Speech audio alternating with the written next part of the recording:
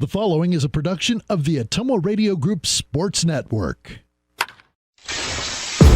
It's time for Van Buren County Warriors Baseball, streaming online on the Ottumwa Radio YouTube channel. Now, let's head down to the field with the voice of your Van Buren County Warriors, Shan Moquin.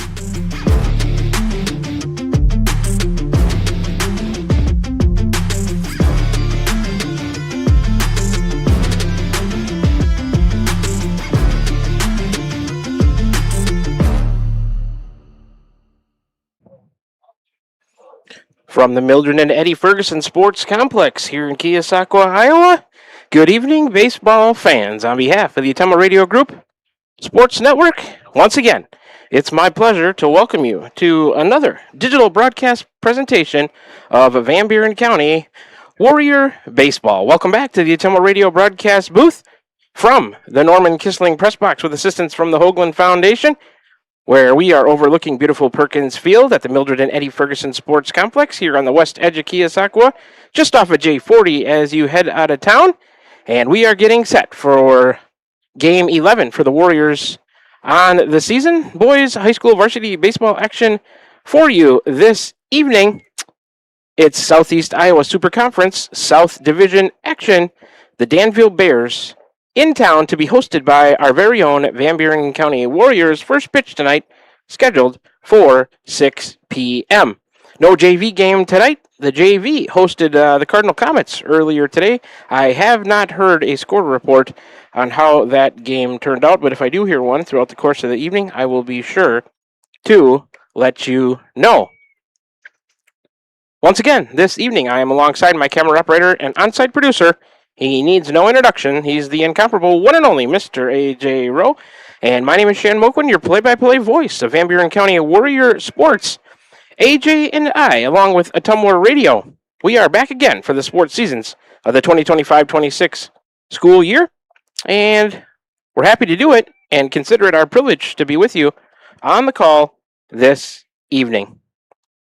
If you're tuned in, hey, you already know where to find us. We're streaming live all baseball season long right here on the Ottumwa Radio Group YouTube Sports channel. If you're tuned in and choosing to make this broadcast part of your night on Tuesday, June 9th, 2026, just want you to know that we appreciate it, and of course, we could not do it without you. This season, Van Buren County Warrior Baseball is brought to you by these proud sponsors. Right down the list I'll go with you. I'll give you the in-game sponsorship as I go. This is another edition of the Van Buren County Warrior Boys Baseball pregame show, brought to you by the Van Buren County Community School District, where they have one goal: be a great school for all kids, Warrior Pride, countywide. The school district has the pregame show sponsorship. The postgame show this evening, after today's action is over, sponsored by Crane Concrete Ready Mix, delivering affordable ready mix concrete to your door or job site. Check them out on Facebook for contact information. Today's starting lineups, we'll get to those in a little bit, brought to you by Dowd's Lumber and Home Center, the largest building material supplier in Dowd's. All my inning recaps during the game tonight, brought to you by the Complexion Company, your full-service med spa in Batavia, providing everything from laser and aesthetic treatments, IV therapy, and much more. Follow them on Facebook to see their specials. Strikeouts tonight by the Warrior pitchers on the mound. Slayton Polaris, 8 miles south and west of Pulaski. Stop down there and see Tim or Dean, your Polaris Ranger, and ATV headquarters. All the innings tonight, 1 through 7 if necessary. Sponsored by Cranston Family Funeral Home in Fairfield and Keosauqua. Now to serve you with monument sales and Irish Ridge Cremation, CranstonFamilyFuneralHome.com. Game time conditions, we'll get to those right before first pitch. Sponsored by the Van Buren County Hospital. Simply remarkable. Coaches and players interviews in the postgame show. Dixon's Mattress Outlet in Bloomfield. Call Darren today for a great deal on a new mattress, and don't forget, he now sells area rugs too. Pilot Grove Savings Bank, serving you for all your financial needs. Proud supporter of the Van Buren County Warriors, sponsoring tonight's player of the game in the post-game show. Pitching changes throughout the game tonight. Brought to you by Dowd's Quick Stop of Dowd's for gas and all the convenience and daily food specials. Any home runs hit by the Warriors tonight. Smithburg Automotive with 2 locations in Fairfield to serve you. My game recap in the postgame show, brought to you by Roto-Rooter on Gateway Drive for 24/7 emergency service, including nights, holidays, and weekends. Fast, friendly, and professional service at Roto-Rooter, servicing Ottumwa and the surrounding areas. And finally, tonight's first pitch That'll be brought to you by First Iowa State Bank of Albia, Bloomfield, Cantrell, Eddyville, and Keosauqua, your employee-owned community bank. Rooted in the heartland, visit firstiowa.bank, member FDIC. If you're a consumer in the area and you need some local business, please make sure you give these sponsors first chance. They're a big part of why these broadcasts can be viewed all season long right here on the Ottumwa Radio Group YouTube Sports channel. All right, we'll start this pregame show with a 3-minute break. AJ will spin up some ads. You can start to hear from these wonderful sponsors. You'll be hearing from them all throughout the broadcast tonight. Then when we come back from this 3-minute break, we'll continue the pregame show brought to you by the Van Buren County Community School District by taking a closer look at both teams into tonight's matchup. We'll take a look at the coaching staffs, the overall records on the season, leading players for each team, wins and losses, conference standings, and other action around the area and conference tonight. We'll get to all that as we work our way towards starting lineups, national anthem, and first pitch of boys high school varsity baseball action for you coming up this evening from the Ferguson Sports Complex in Keosauqua, Iowa. It's Southeast Iowa Super Conference South Division action. The Danville Bears in town to take on the Van Buren County Warriors. We'll get to the rest of the pregame show after this 3-minute break. You're tuned in to Warrior Baseball right here on the Ottumwa Radio Group YouTube Sports Channel. This is Van Buren County Superintendent Jeremy Hisson, and this is your Van Buren County Community School District Weekly Report.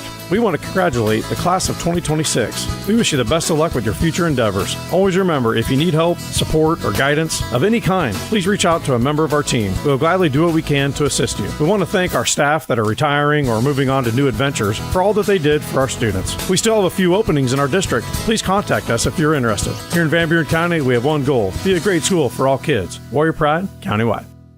Refresh your skin and feel your best with a visit to the complexion company Laser and Aesthetics in Batavia, your premier destination for ultimate head-to-toe care. Boost your energy with premium IV hydration drips, experience the skin-smoothing power of microneedling and medical-grade chemical peels, or try their state-of-the-art M-Sculpt Neo and M-Cella treatments for body sculpting and wellness. They also offer expert permanent makeup, lip blushing, and clear skin acne scar treatments. Book your visit with the complexion company in Batavia today. Hi, I'm Cody Crane with Crane Concrete Ready Mix. If you're tired of not mattering to the big corporate companies, then call us. When you work with us, you won't be on a waiting list. We can get you concrete when you need it. We are a family-owned business, offer competitive prices, and are easy to work with. We deliver to Davis, Wapello, Van Buren, and Jefferson counties. Work with a company that will take care of you. Call me, Cody Crane, at 641-919-1350.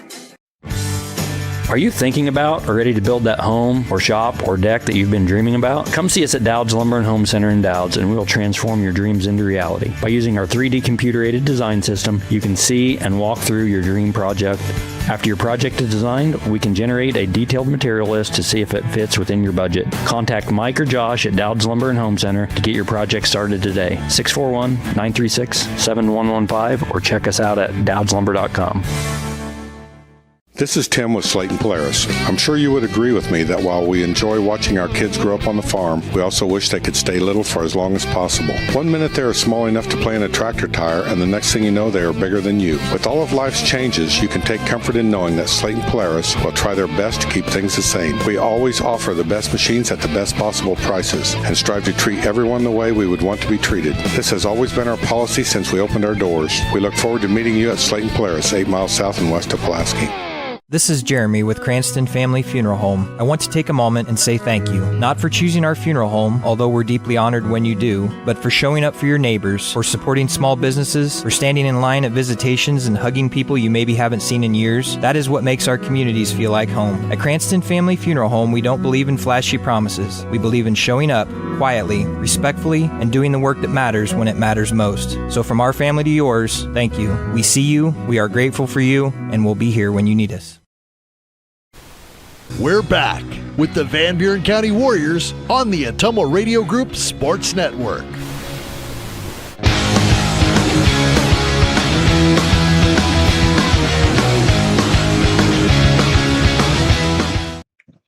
All right, we are back with you here from the Ottumwa Radio broadcast booth inside the Kissling Press Box at the Ferguson Sports Complex in Keosauqua, Iowa, where Danville is currently taking infield as both teams preparing for Southeast Iowa Super Conference South Division Boys Varsity Boys High School varsity baseball action for you tonight. The Danville Bears in town to take on the Van Buren County Warriors. Let's continue the Warrior Baseball pregame show brought to you by the Van Buren County Community School District, where they have one goal, be a great school for all kids. Warrior pride county-wide. Let's take a closer look at both teams into tonight's South Division Super Conference matchup. We'll start with the visitors, the Danville Bears. Head coach is Tony Naylor, assisted by Tyler Hartman. Next action for them after tonight is Thursday, June 11th at Burlington, Notre Dame.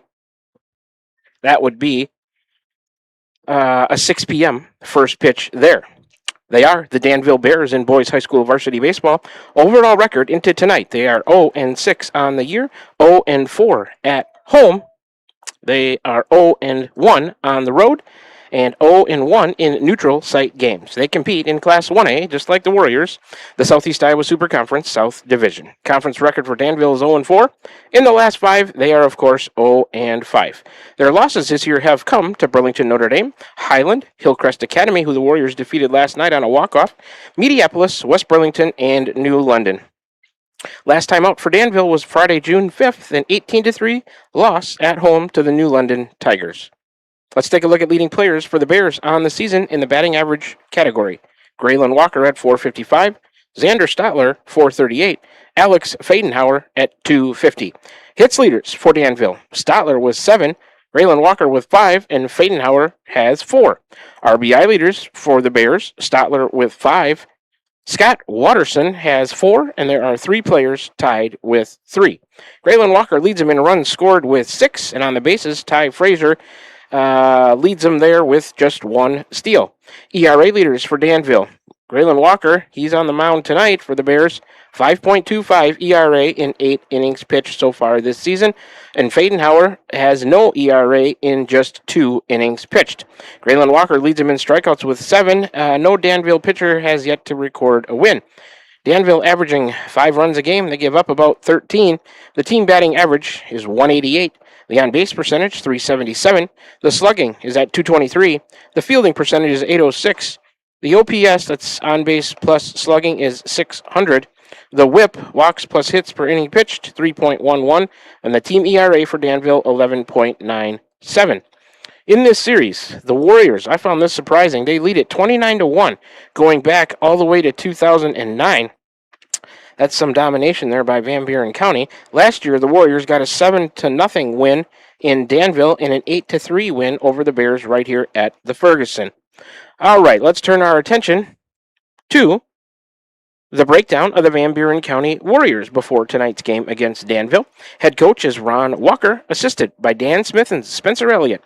The next action for the Warriors will be this week, Thursday, June 11th, scheduled home versus Central Lee, 7 p.m. first pitch. We'll be watching the weather as Thursday looks like a rainy day. They are the Van Buren County Warriors, boys high school varsity baseball.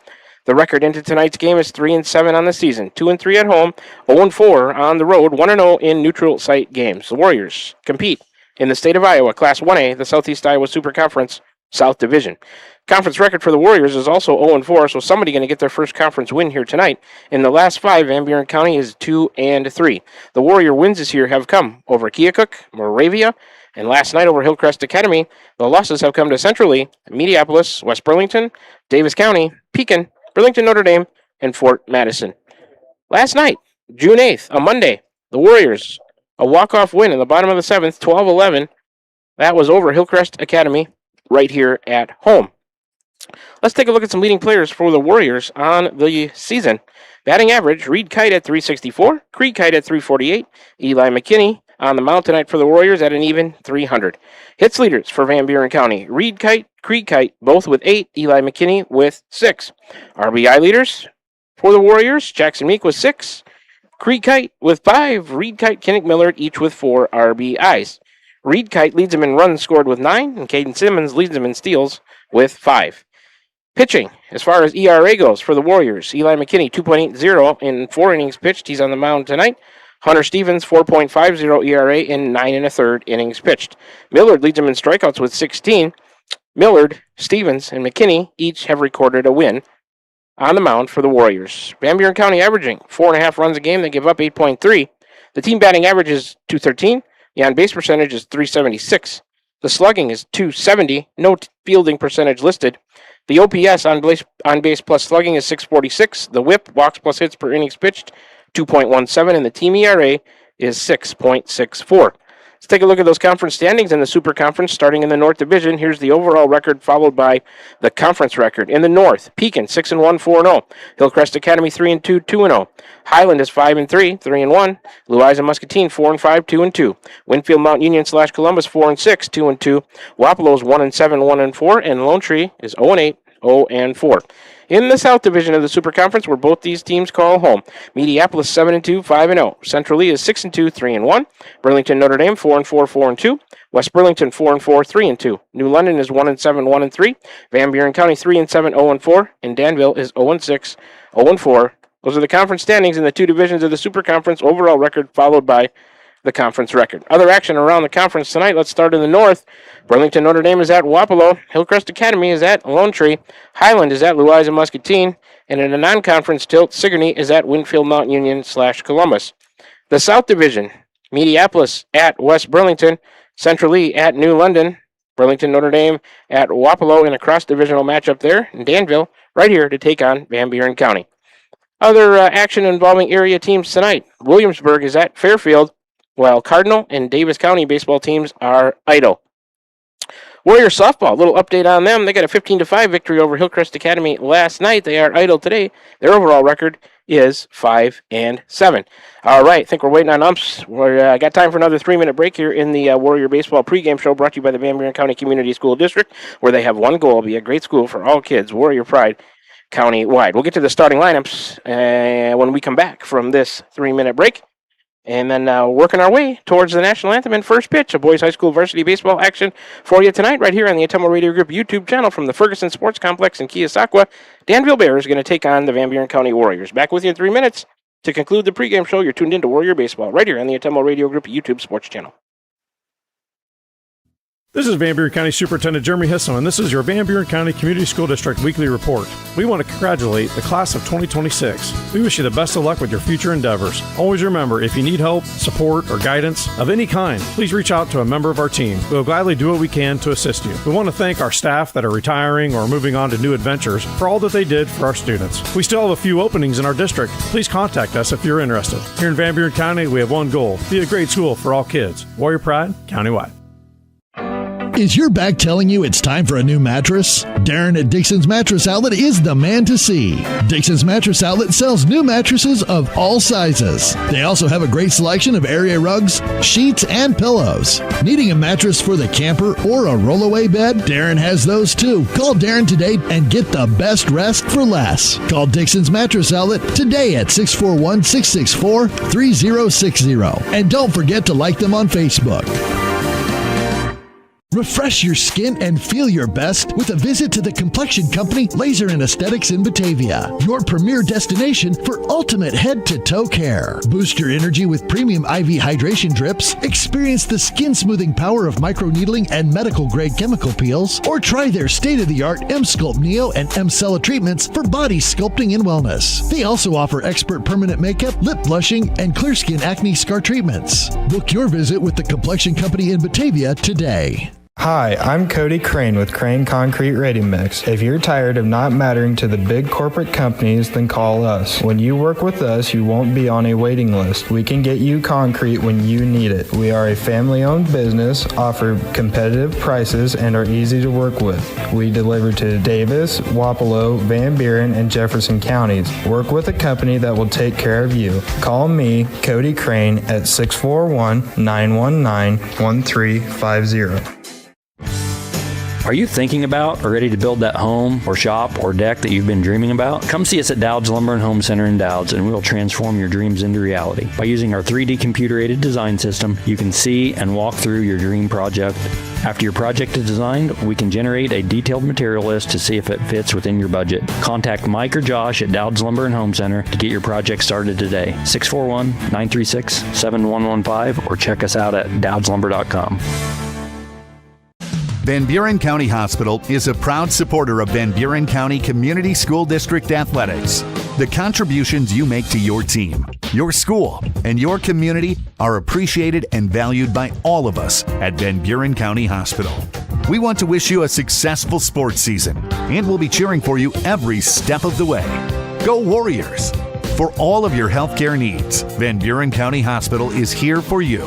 Find us online at vbch.org.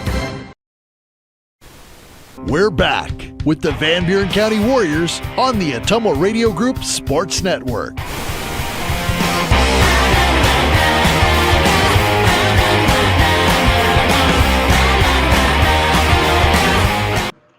Alrighty, we are back with you here inside the Atomo Radio broadcast booth to wrap up the Warrior Baseball pregame show brought to you by the Van Buren County Community School District, where they have one goal, be a great school for all kids. Warrior pride countywide. Let's get to today's starting lineups brought to you by Dowd's Lumber and Home Center, the largest building materials supplier in Dowd. Let's start with the visitors today, the Danville Bears. Leading off is number 5, Zeke Oribiana. He's a sophomore doing the catching. Batting second is number 7, Graylin Walker. He's a sophomore on the mound. Batting third is number 22, Xander Stotler, a senior at second base. The cleanup man is 00, Alex Fadenhauer. He's a senior at first base. Batting fifth is number 24, Noah Horn, a senior in center field. Batting sixth is number 4, Scott Watterson. He's a sophomore in right field. Batting seventh is number 1, Gresham Walker, a freshman in the left field. Batting eighth is number 32, Caden Grinnell. He is a freshman at third base. And batting ninth is number 6, Ty Frazier. He is a junior, and he is playing shortstop. Once again, for Danville, it's Oribiana, Graylin Walker, Stotler, Fadenhauer, Horn, Watterson, Gresham Walker, Caden Grinnell, and Frazier. That's the lineup for the visitors today, the Danville Bears. All right, let's get the starting lineup for the home team today, the Van Buren County Warriors. Leading off is number 3, Reed Kite, a freshman at shortstop. Batting second is number 11, Eli McKinney, the senior on the mound. Batting third is number 13, Creed Kite. He's a sophomore at third base. The cleanup man, number 2, Kinnick Miller, a junior at second base. Batting fifth is number 17, Caden Simmons, a senior behind the plate doing the catching. Batting sixth is number 10, Colton Kirkhart, a senior at first base. Batting seventh is number 1, Keegan Young. He's a senior in center field. Batting eighth is number 14, Jackson Meek, a junior in left field. And batting ninth is number 9, Jaden Pilcher. He's a senior in right field. Once again, for the Warriors, it's Reed Kite, McKinney, Creek Kite, Millard, Simmons, Kirkhart, Young, Meek, and Pilcher, and Eli McKinney is on the mound. Let's get you the pitching report on McKinney coming into tonight's matchup. Eli, number 11, he's a senior. This will be, so far this season, he's been on the mound 3 times. Has not started a game. This will be his first start. He does have a 1-0 record. He got the win last night over Hillcrest Academy. Does not have a save. 4 innings pitched for McKinney. 111 total pitches. He's got 10 official at-bats against him with a 100 average. He's given up 1 hit, 2 runs, both earned, 5 walks, 3 hit batters, 1 strikeout, and a 3.50 ERA for McKinney coming into tonight's matchup. As the starting lineups are getting introduced here at the stadium, let's take a look at the Danville pitcher tonight, number 7, Graylin Walker, a sophomore. He's pitched in 2 games, started them both without a win or a loss. Does not have a save either. He's pitched 8 innings, 157 total pitches, 46 official at-bats against him with a 283 average against Walker. He's given up 13 hits, 15 runs, 6 of them earned, 6 walks, 1 hit batter, 7 strikeouts with a 5.25 ERA for the Danville hurler tonight, Graylin Walker. All right, starting lineups are getting introduced, so as they finish that up, then we'll do the national anthem and come back for first pitch. So I think we got time for our last 3-minute break to finish up the pregame show of Warrior Baseball brought to you by the Van Buren County Community School District. We'll be back with first pitch after this break. You're tuned in to Warrior Baseball right here on the Atomo Radio Group YouTube Sports Channel. This is Van Buren County Superintendent Jeremy Hisson, and this is your Van Buren County Community School District Weekly Report. We want to congratulate the class of 2026. We wish you the best of luck with your future endeavors. Always remember, if you need help, support, or guidance of any kind, please reach out to a member of our team. We'll gladly do what we can to assist you. We want to thank our staff that are retiring or moving on to new adventures for all that they did for our students. We still have a few openings in our district. Please contact us if you're interested. Here in Van Buren County, we have one goal: be a great school for all kids. Warrior Pride, countywide. This is Tim with Slayton Polaris. I'm sure you would agree with me that while we enjoy watching our kids grow up on the farm, we also wish they could stay little for as long as possible. 1 minute they are small enough to play in a tractor tire, and the next thing you know, they are bigger than you. With all of life's changes, you can take comfort in knowing that Slayton Polaris will try their best to keep things the same. We always offer the best machines at the best possible prices and strive to treat everyone the way we would want to be treated. This has always been our policy since we opened our doors. We look forward to meeting you at Slayton Polaris, 8 miles south and west of Pulaski. This is Jeremy with Cranston Family Funeral Home. I want to take a moment and say thank you, not for choosing our funeral home, although we're deeply honored when you do, but for showing up for your neighbors, for supporting small businesses, for standing in line at visitations and hugging people you maybe haven't seen in years. That is what makes our communities feel like home. At Cranston Family Funeral Home, we don't believe in flashy promises. We believe in showing up quietly, respectfully, and doing the work that matters when it matters most. So from our family to yours, thank you. We see you, we are grateful for you, and we'll be here when you need us. Summer travel season is here. Are you ready? With Pilot Grove Savings Bank's digital banking tools, you can manage your money anytime, anywhere. Check balances, transfer funds, and stay connected. Whether you're at home or on the road, stop into any of our 17 locations or give your nearest branch a call and travel with confidence this summer. Pilot Grove Savings Bank. Banking made easy. Member FDIC, Equal Housing Lender. Hi, I'm Cody Crane with Crane Concrete Ready Mix. If you're tired of not mattering to the big corporate companies, then call us. When you work with us, you won't be on a waiting list. We can get you concrete when you need it. We are a family-owned business, offer competitive prices, and are easy to work with. We deliver to Davis, Wapello, Van Buren, and Jefferson counties. Work with a company that will take care of you. Call me, Cody Crane, at 641-919-1350. Call. I got a pair of clogged toilets. 2 pair, dripping faucets and leaking pipes. Full house, boys. Flooded basement, ruined water heater, and a wild card, broken sump pump.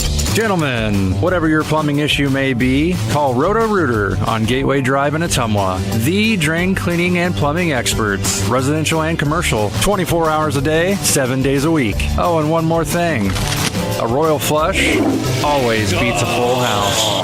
That's a bunch of crap. We're back with the Van Buren County Warriors on the Ottumwa Radio Group Sports Network.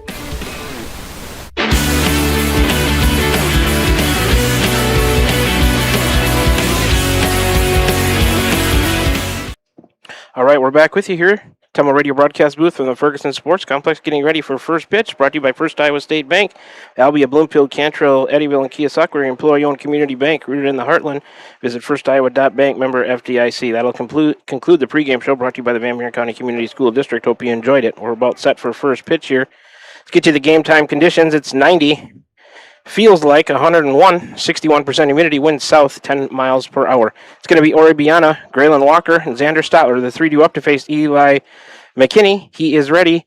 Into the windup goes the lefty, and here we go. First pitch is a ball inside to Oribiana. We're underway tonight at 6:03 p.m. McKinney ready again. Here comes the 1-0. That one is in there. A called strike to even the count at 1-1. Tonight's umpires, John Alden and Todd Donnells. McKinney, ready, the 1-1. Popped up on the infield. Kirkhart coming in along the line, right by first base. He'll make the catch. Oribiana pops out to Kirkhart at first for the first out of the inning. Oribiana was in there at no average so far this year. In the 2 spot is number 7, Graylin Walker, sophomore on the mound tonight, batting a .455. Warrior defense, left to right, Meek, Young, and Pilcher. Third to first, Reed-Kite, Millard, and Kirkhart. Simmons behind the plate, McKinney on the mound. Oribiana was in there from the right side, and so was Graylin Walker. McKinney's first pitch to him is down and in for ball 1. 1-0 to Graylin Walker. All the innings tonight brought to you by the Cranston Family Funeral Home. The 1-0 from McKinney. That's high and in. 2-0. Game time conditions were brought to you by the Van Buren County Hospital. First pitch tonight was First Iowa State Bank. McKinney left that one outside. 3-0. So he needs a strike here to get back into the count, does McKinney. Base is empty. 1 out here, just underway from the Ferguson top of the first. That pitch bounced foul towards the Warrior dugout third base side. 3-1 now to Walker. 2 Walkers in the lineup. Graylin Walker bats second.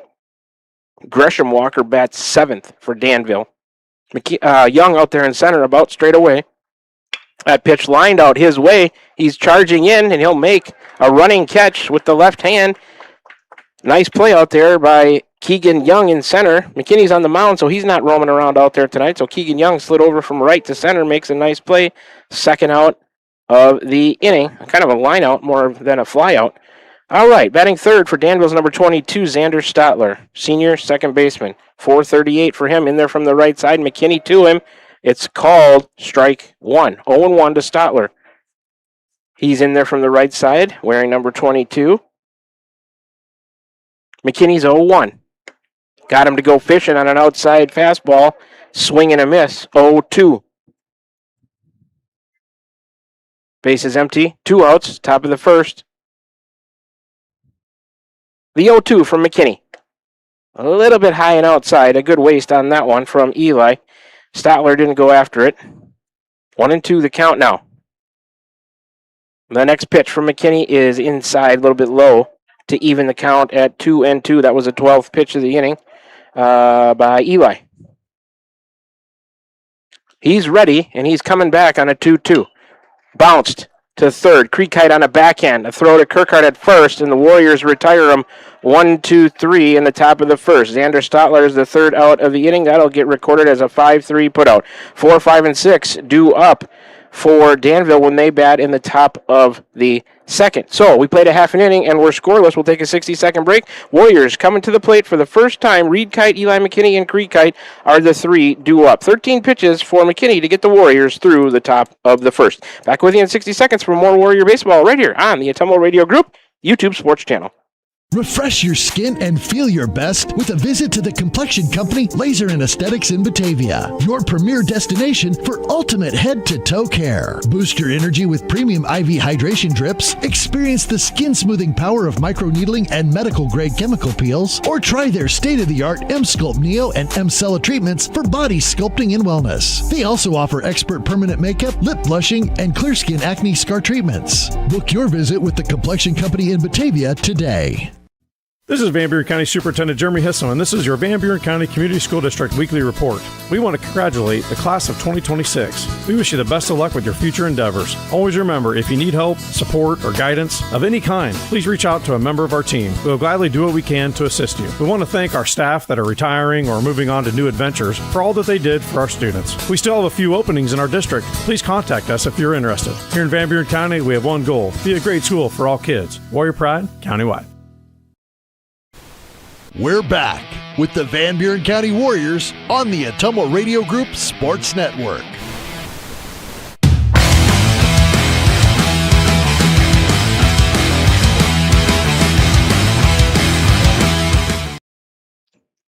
Back with you here inside the Atomo Radio broadcast booth from the Kissling Press Box, the Ferguson Sports Complex in Keosauqua, Iowa. We're headed to the bottom of the first, scoreless. Warriors coming to the plate for the first time to face Graylin Walker, Reed Kite, Eli McKinney, and Creekite, the 3 due up for Van Buren County. Reed Kite wears number 3, got that hot pink bat in his hands again, the freshman shortstop. He comes into play today at 364. Last night against Hillcrest Academy, he was 0 for 2, but he did have 3 walks. He was hit by a pitch, reached on an error, and scored 2 runs. Walker is a righty. Will set the Danville defense here throughout the inning. All the innings today brought to you by Cranston Family Funeral Home. My inning recaps, the Complexion Company. Walker ready. The first pitch is high. Ball 1 to Reed Kite. The Danville defense in the outfield left to right. It's Gresham in left, Horn in center, Watterson in right. Third to first, it's Grinnell, Frazier, Stotler, and Fadenhauer. Oribiana behind the plate. Walker on the mound. That's a called strike.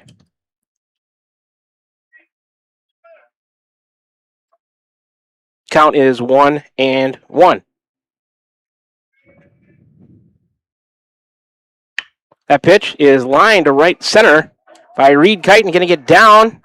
Cut off there by the right fielder. He'll stop at first. And Reed Kite leads out the game for the Warriors with the leadoff single. First hit, of course, of the inning, and the first one given up by Walker. So the left fielder is Gresham Walker. Excuse me, not Walker Gresham. It's Gresham Walker. Walker, Horn, and Watterson, left to right. So 1 on, nobody out here for the second batter, number 11, Eli McKinney Sr. on the mound. McKinney into play today, 300. He'll bounce that one to the second baseman, ranging to his left, bobbles it, picks it up, and throws. And they retire McKinney at first, 4-3, first out of the inning, but moves Reed Kite over in scoring position. So he's at second with 1 out now. 1 on and 1 out for the number 3 batter, wearing number 13 is Reed Kite, the sophomore third baseman. 3:48 coming into play today. McKinney last night, just to get back to him, 2 singles, 2 RBIs, a walk, a hit by a pitch, and a sacrifice. Creek Kite last night was 3 for 4. Takes that one high and in. Runner stays put. 1-0 to Creek Kite. Creek Kite had 3 singles. It was 3 for 4. 2 RBIs, including the game-winning RBI. He had a walk, hit by a pitch, scored, and 2 runs. A busy night for a lot of Warriors at the plate last night in that 12-11 win over Hillcrest. Kite swings at that one. Cree does. Fouled off right side and out of play. 1-1 to Cree. Reed Kite out there at second after leading off with a single to right center. He was pushed to second on the ground out by Eli McKinney. So we're running out there in scoring position. The second baseman, Stotler, on the bag, trying to keep Reed Kite close. Walker to the plate. Missed outside to Creek Kite. 2-1 the count. Gets away from the pitcher on the throw back. First baseman over Fadenhauer to help out. Reed Kite stays put at second. Ron Walker in the coaching box down the third baseline.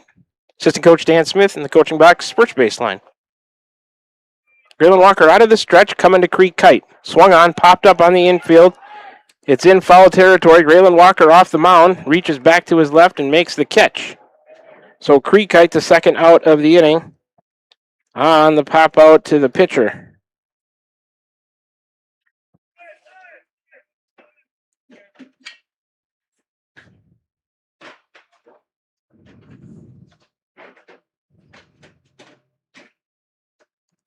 And not sure what happened at the time of Creek Kite, a little woozy after running down to first. Not sure if they ran into each other, if he's just feeling the effects of the heat. He's got an arm on both head coach and assistant coach, home plate umpire down there. Maybe just a little bit overheated is the only thing I can think of.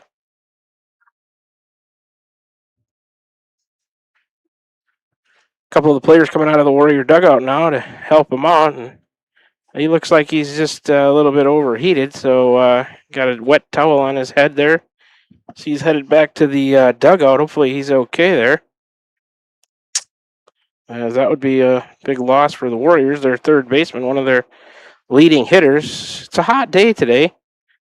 Like I said, with the game time conditions, it's 90, feels like 101, 61% humidity. That's dropped. It was around 90% humidity this morning.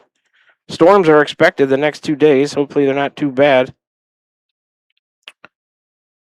So Creek Kite heads back to the dugout.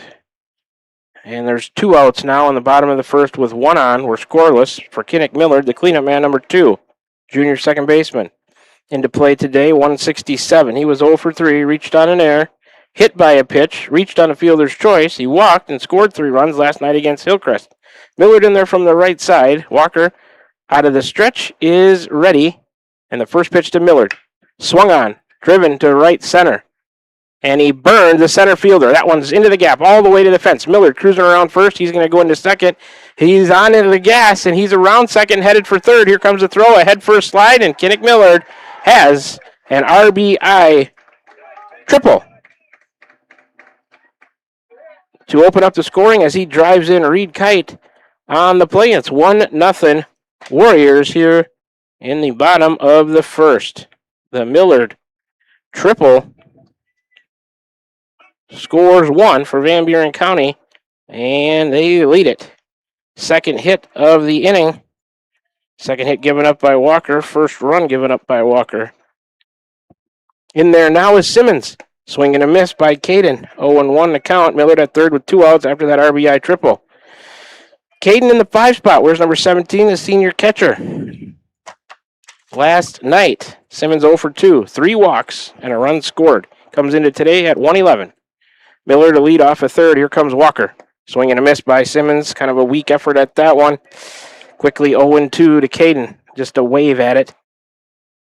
And it's nice to see Kenick Miller's bat get going. That's a huge part, as he and Simmons batting 167 and 111, respectively. Need those 2 bats in the 4 and 5 spots to get going. High and outside from Walker to Simmons. He watched the ball 1 and 2. When Kenick decides a delayed steal to throw home, and he is out. Delayed steal of home by Millard. He's the 3rd out of the inning. We'll record that as a 1-2 putout. Interesting play choice there by the Warriors. Simmons will continue. He'll get a fresh count when he leads off the bottom of the second for the Warriors. It'll be Simmons, Kirkhart, and Young. But the Warriors get a run on 2 hits. There were no errors and nobody left on 12 pitches for Walker to get Danville through the bottom of the first. After 1 inning of play, 1-0 at Van Buren County, Danville coming to the plate in the top of the second when we return from the 60-second break. 4, 5, and 6. Fadenauer, Horn, and Watterson, the 3 due up. You're tuned into Warrior Baseball right here on the Atomo Radio Group at YouTube Sports Channel. Are you thinking about or ready to build that home or shop or deck that you've been dreaming about? Come see us at Dowd's Lumber and Home Center in Dowd's, and we will transform your dreams into reality. By using our 3D computer-aided design system, you can see and walk through your dream project. After your project is designed, we can generate a detailed material list to see if it fits within your budget. Contact Mike or Josh at Dowd's Lumber and Home Center to get your project started today. 641-936-7115 or check us out at dowdslumber.com. Shopping for a quality used car? Check out the inventory at Smithburg Automotive's lot at 1503 West Burlington Avenue in Fairfield. Need repairs? They've got you covered at the South 23rd Street location. Call 641-472-2454 or visit smithburgs.com. Need quality used parts? Head to Smitty's Auto Recycling on West Grimes in Fairfield. They've got fresh inventory arriving all the time. Selling parts or have a wrecked vehicle? They buy unwanted cars too. Call 472-4200 or stop by to see what's new in the yard. We're back with the Van Buren County Warriors on the Atomo Radio Group Sports Network.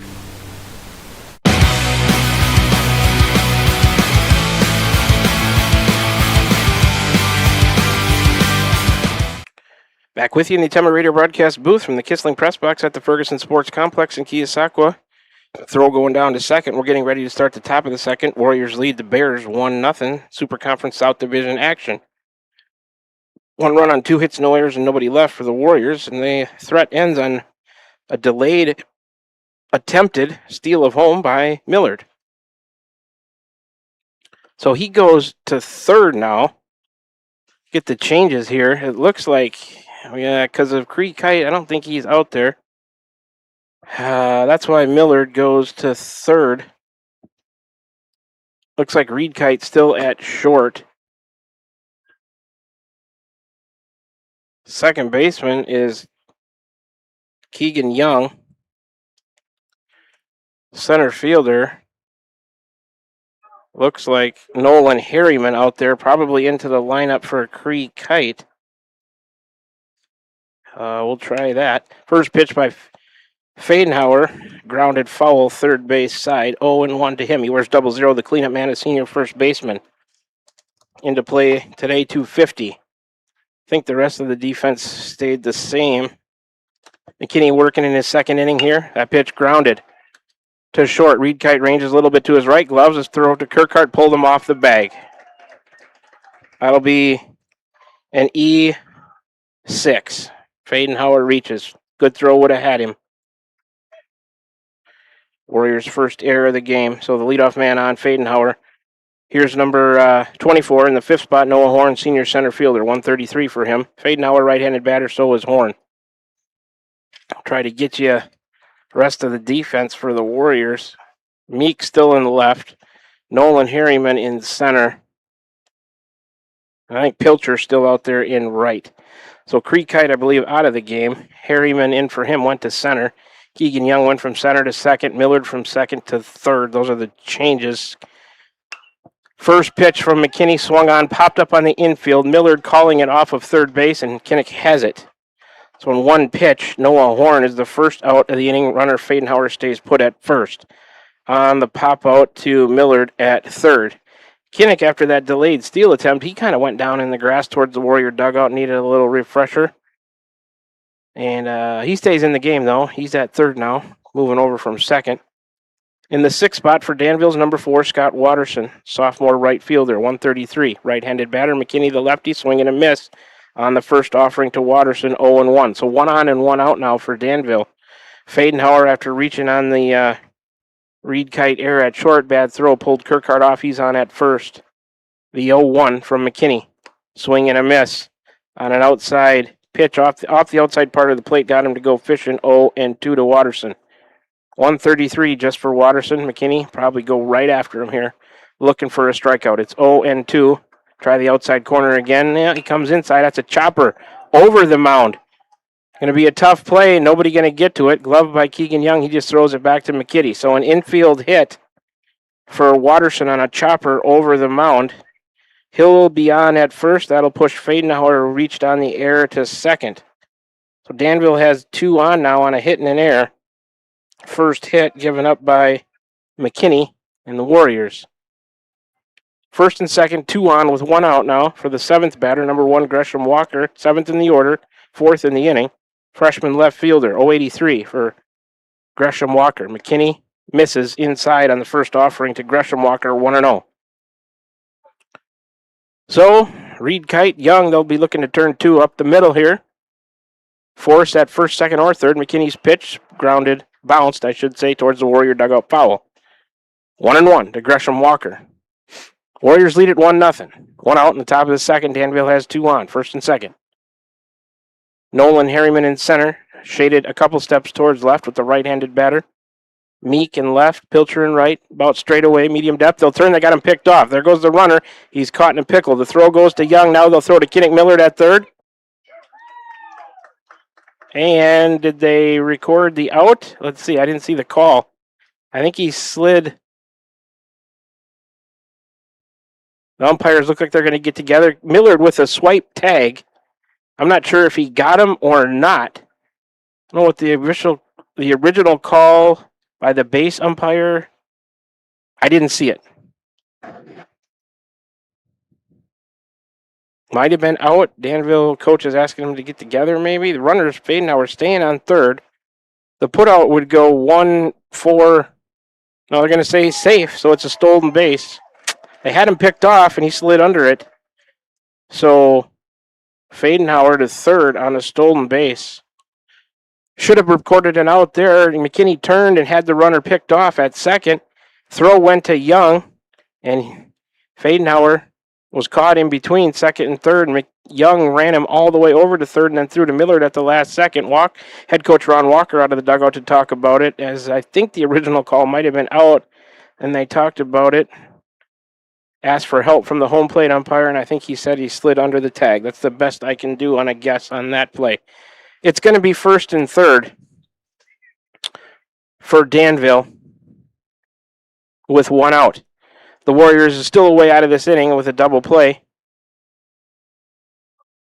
Runner might be active here at first with first and third with 1 out. See what the Warriors put on for a defensive play. Might let him go through. Simmons is going to signal some defensive stuff right now to the infield, because they expect the runner at first to take off, just like I do. 1-1 to count to the batter, Gresham Walker. McKinney, the lefty, out of the stretch. Longer pause on this one, and here he comes. Nubbed foul right side. 1-2. McKinney will look for a strikeout here now. We'd take a hard grounder back up the middle, too. The grass here at Perkins, man, it kills everything that is pounded into it. Really slows down ground balls. I would have loved to play behind an infield like this, man. You get some speed taken off the ball and some nice hops. That pitch low. Count even at 2-2. compared to the infield that I grew up playing on, filled with rocks and some kind of powdery dirt. It was terrible. This is beautiful. Let's get some true hops, and it takes the speed off. 2-2, grounded right back to McKinney. He's going to try to turn two. He throws to Reed Kite. The run's going to score. It's going to be an RBI ground out for Gresham Walker. Well, no, he reaches on a fielder's choice. Excuse me. He'll go to first. Fadenhauer comes home to score Danville's first run, and Watterson from at first trying to go to second. He'll be retired 1-6, second out of the inning. But here in the top of the second, Danville has tied it up. They have one on at first now with 2 outs for the 8th batter, number 32. They'll check him at first. He's back safely. So the Gresham Walker fielder's choice scores 1 to tie it at 1. Caden Grinnell, number 32 in the 8th spot, a freshman third baseman in there now. McKinney's first pitch to him is a strike on the inner half, 0-1. Grinnell, no average into play today. Danville has tied it after the Warriors scored 1 on the bottom of the first. They answered with 1 in the top of the second. That one too far outside, count even 1-1 to Grinnell. I thought McKinney was going to come home after the Fadenhauer. The runner broke on that bouncer right back to him. They would have had a play on him and probably got him, but he decided to try to turn two. His throw was a little bit. They'll check him at first. He's back safely. McKinney's throw to Reed Kite covering second was high and outside. Reed Kite had to reach back towards left. He managed to catch it and step on the bag. They do get it out at that force, but lets Walker reach on the fielder's choice, and that pitch fouled tip all the way to the backstop. 1-2. No return throw from Kite to Kirkhart. Walker reached on the fielder's choice. He bats in Fadenhauer from third. Here goes the runner. Pitches high. Simmons, nobody covering, will not throw. Reed Kite late to get over there. The pitch was a ball. It's 2-2 to Grinnell. So, twos are wild across the scoreboard. 2-2's a count, 2 outs. The score is 1-1. McKinney ready? Here he comes. Pitch swung on. Fly ball. Shallow center. Nolan Harriman coming in. He's underneath it, and he will make the catch for the third out of the inning. Grinnell flies out to Nolan Harriman in center. But Danville scores once on one hit. It was an error by the Warriors, and they'll end up leaving one on base. So we played an inning and a half with the score tied now 1-1. 16 pitches for McKinney to get the Warriors through the second. He's up to a game total of 29. Take a 60-second break. Come on back for the bottom of the second. Warriors coming to the plate. Simmons, Kirkhart, and Young when we return. You're tuned into Warrior Baseball right here on the Temple Radio Group, a YouTube sports channel. This is Tim with Slayton Polaris. I'm sure you would agree with me that while we enjoy watching our kids grow up on the farm, we also wish they could stay little for as long as possible. 1 minute they are small enough to play in a tractor tire, and the next thing you know, they are bigger than you. With all of life's changes, you can take comfort in knowing that Slayton Polaris will try their best to keep things the same. We always offer the best machines at the best possible prices and strive to treat everyone the way we would want to be treated. This has always been our policy since we opened our doors. We look forward to meeting you at Slayton Polaris, 8 miles south and west of Pulaski. When you're rolling through the beautiful hills of Van Buren County, make a stop in Dowd's at Dowd's Quick Stop. Open every day. This month, try our pizza flavor of the month, Buffalo Chicken. Grab a large one-topping pizza and 8 wings for just $19. Or try the cheeseburger meal deal. Burger, fries, and a 32-ounce drink for only $11. And don't miss the open-air cooler loaded with wraps, salads, pickle wraps, deviled eggs, and dessert. Dowd's Quick Stop. Good food, great people, right in the heart of scenic Van Buren County. We're back with the Van Buren County Warriors on the Atomo Radio Group Sports Network.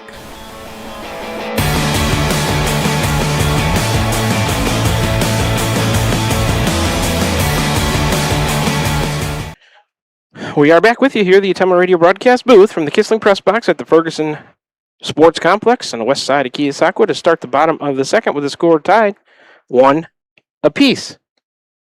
Warriors get one on the bottom of the first. Danville answers with one on the top of the second. Warrior run, Millard triple, scored it. And Danville run, Gresham Walker, fielder's choice, drove in that one. So McKinney, in 2 innings, has given up 1 run on 1 hit. Without a walk or a strikeout for McKinney. Walker starting work in his second inning here. giving up a run on 2 hits. Runs are even at 1. Warriors out hitting Danville 2-1. Warriors with the only error in the game, and Danville has stranded the only runner. You're caught up. Alrighty, here we go. Bottom of the second, Simmons gets a fresh count as he was at bat when Millard, the delayed steal of home, ended the bottom of the first. Walker to him. That one is in there for a called strike to Caden Simmons. 0-1.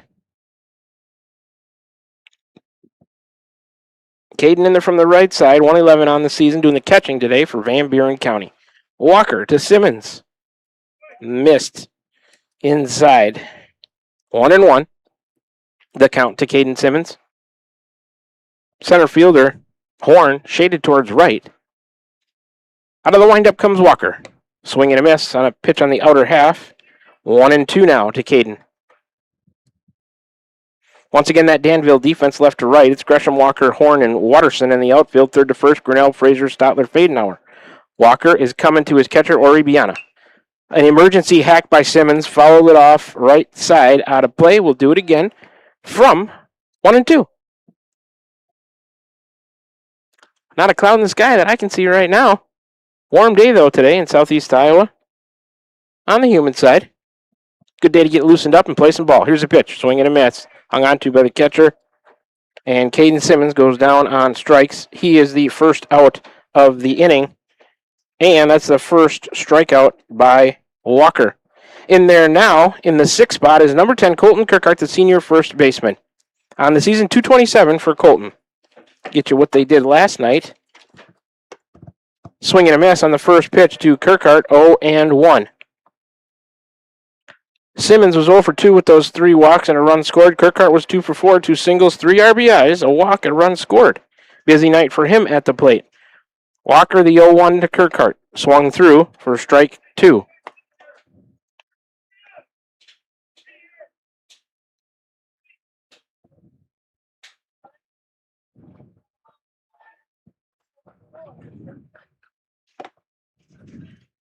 Walker coming on an 0-2 to Kirkhart.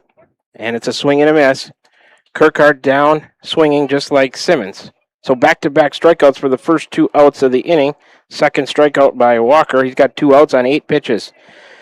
Up next for the Warriors in the 7th spot is number 1, Keegan Young, senior. Started in center field, moved to second base on the switches after Creekite had to exit. The first pitch to him is high, little outside, ball 1.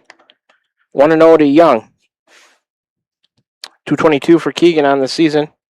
Last night he was 1 for 3 with a single hit by a pitch, a walk, 2 runs scored, including the game-winning run. He looks at a strike on the outside corner. Count even at 1-1.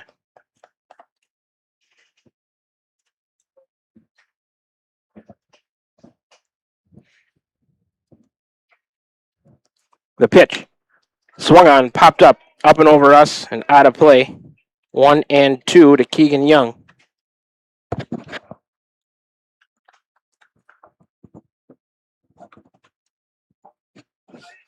Base is empty, 2 out.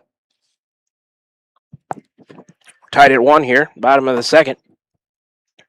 12th pitch of the inning for Walker on a 1-2. Pitch swung on, driven to right center. Center fielder over, will not get there. It's down in front of the right fielder. Center fielder fields it behind him. Young taking advantage of it, and he's going to be standing up at second with a double. Not really an error on the play, just good hustle by Keegan Young. We'll put him on at second with a double. 2-out hit for the Warriors. First hit of the inning, third of the game. Third given up by Walker.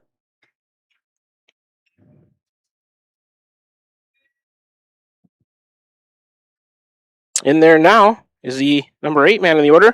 Where's number 14? Jackson Meek. Swings on the first pitch. It's a fly ball. The center fielder all the way in to field it behind second base. And Meek on one pitch is the 3rd out of the inning on the fly out to shallow right center fielder Horn making the play. So nothing across for the Warriors on a hit.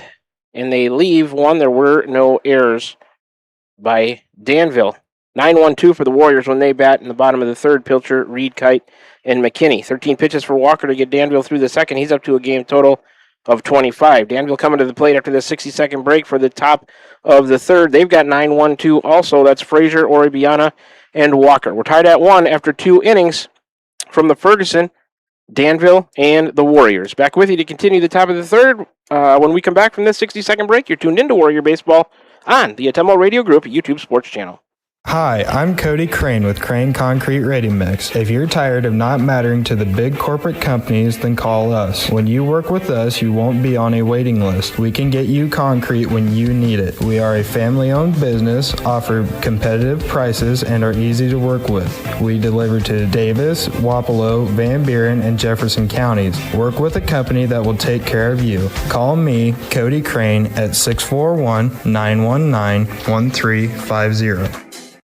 This is Van Buren County Superintendent Jeremy Hisson, and this is your Van Buren County Community School District Weekly Report. We want to congratulate the class of 2026. We wish you the best of luck with your future endeavors. Always remember, if you need help, support, or guidance of any kind, please reach out to a member of our team. We'll gladly do what we can to assist you. We want to thank our staff that are retiring or moving on to new adventures for all that they did for our students. We still have a few openings in our district. Please contact us if you're interested. Here in Van Buren County, we have one goal: be a great school for all kids. Warrior Pride, countywide. Back with you here, Atemo Radio broadcast booth at the Ferguson in Keogh. Danville's top of the third. 9th man in the order, leading off the inning, number 6, Ty Fraser, junior, shortstop. No average for him on the year. Takes ball 1 down low from McKinney. McKinney in 2 innings, giving up a run on a hit so far. That was his 30th pitch of the evening. Fraser in there from the right side.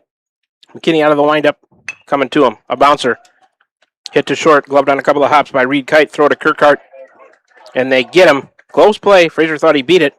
Base umpire says not quite, maybe a half step. Fraser the first out of the inning on a 6-3 putout. Top of the order. Lineup will turn over now for number 5, Zeke Oribiana, sophomore catcher. He's 0 for 1. Pop out to Kirkhart at first. Oribiana, no average for him coming into the season either. 1 out, nobody on. We're tied at 1. Top of the third. Scoreboard still says the second inning. But we're in the top of the third. McKinney, the windup. First offering to Oribiana. Swing and a miss on an outer half. I think that would have been a strike. Called strike if he didn't swing at it, but he swung through it. Count 0-1.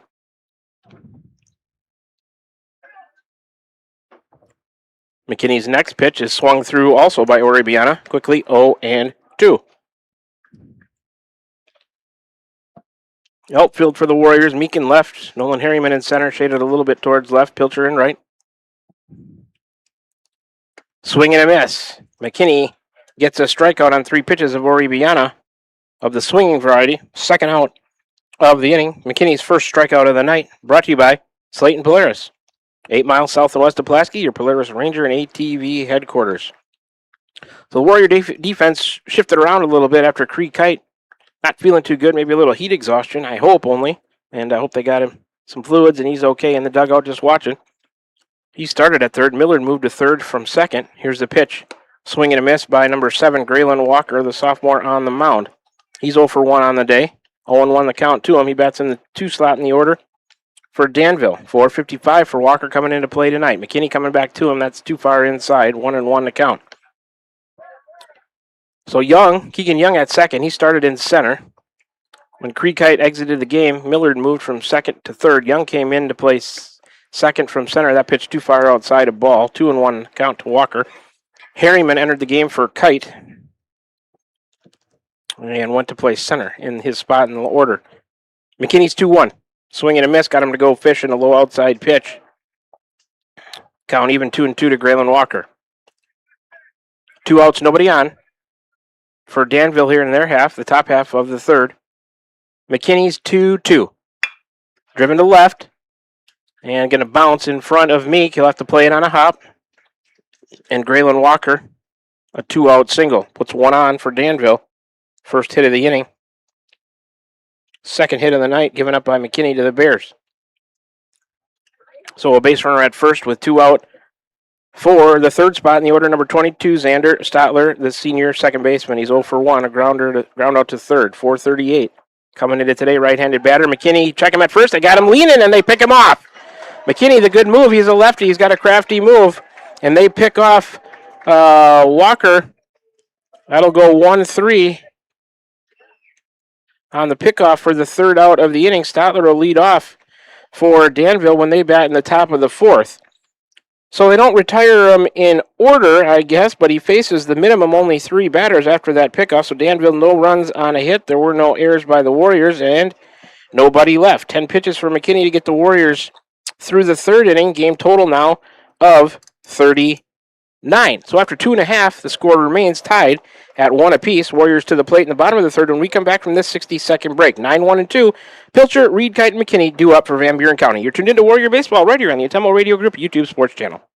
Hi, this is Amanda Manning Morris. Farmers and ranchers, we know your work is the backbone of our community. At First Iowa State Bank of Keosauqua, we're proud to offer ag lending solutions tailored to your needs. Whether it's land, equipment, or operational expenses, we've got the tools to help your operation grow. With competitive rates, flexible terms, and local experts who understand agriculture, we're here to support you every step of the way. Partner with a bank that knows the land and stands by its people. First Iowa State Bank, your ag lending partner. Member FDIC, Equal Housing Lender.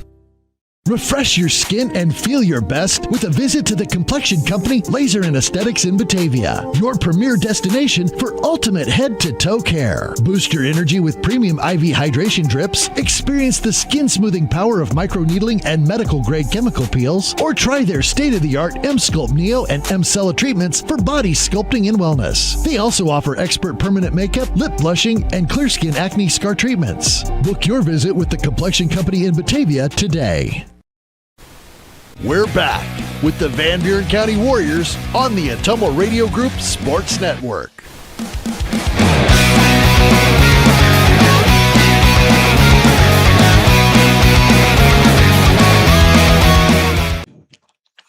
Once again, we're back with you from the Atemo Radio broadcast booth at the Ferguson Sports Complex here in Keosauqua, Iowa, getting ready for the bottom of the third.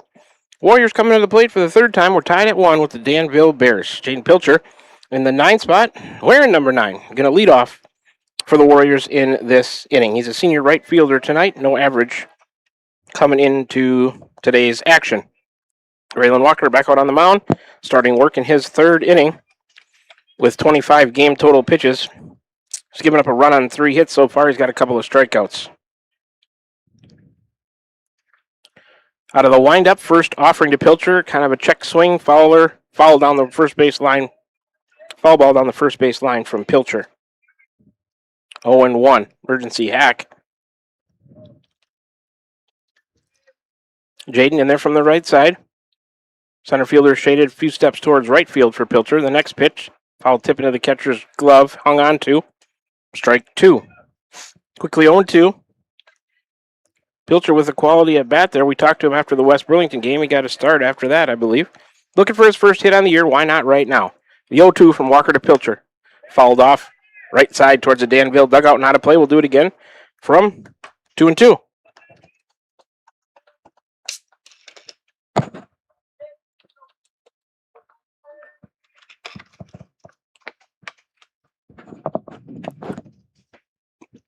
Walker's ready, and here comes the 0-2. Too far outside, and Pilcher to watch the ball. 1-2 now. Got to compliment the concession stand run by the Corals this year. They're taking care of AJ and I up here, delivering us a little food. They got a late start, had a food inspector coming in, but Maggie delivered me a brat, and it's good. So I'm getting to have a little bite to eat. That pitch outside for ball 2. 2-2 now. She brought me up a brat and a Diet Dew, so keeping me satisfied here as I'm broadcasting the game for you folks. Big thanks to her. The 2-2 from Walker to Pilcher. Swung through a little bit high and inside, and Jaden strikes out swinging for the first out of the inning. Third strikeout by Walker. That'll turn the lineup over to the leadoff man, number 3, Reed Kite. Freshman shortstop. 1 for 1 with a single. Scored the Warriors' run on the day.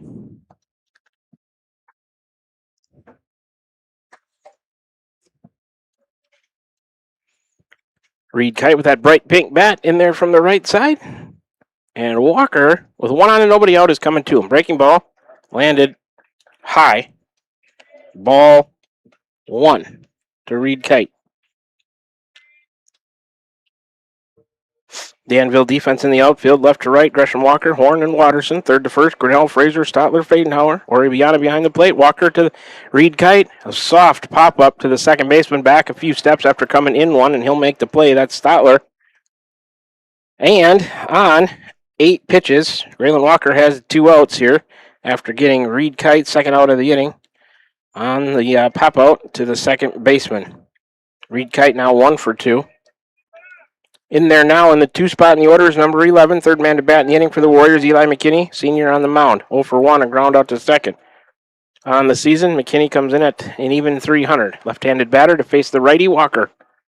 Base is empty, 2 outs, and the first offering to McKinney popped away from Oribiana. It was ball 1. 1-0 to McKinney.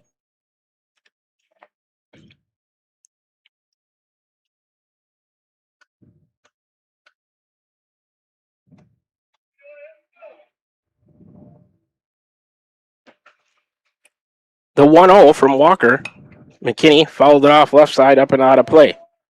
Count even at 1-1.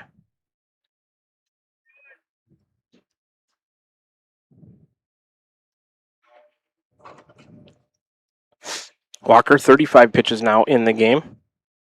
1-1 to McKinney. Nobody on with 2 out. That one inside all the way to the backstop. Ticked off the catcher's glove for ball 2. 2-1 to McKinney now. Good hustle, Kinnick.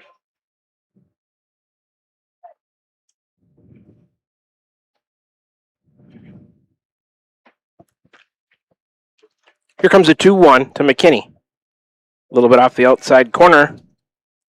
Count even. 2-2. Well, we got 3-1 on the scoreboard. It is 3-1, excuse me. And McKinney draws a base on ball. Warriors get a 2-out base runner. First walk issued by Walker.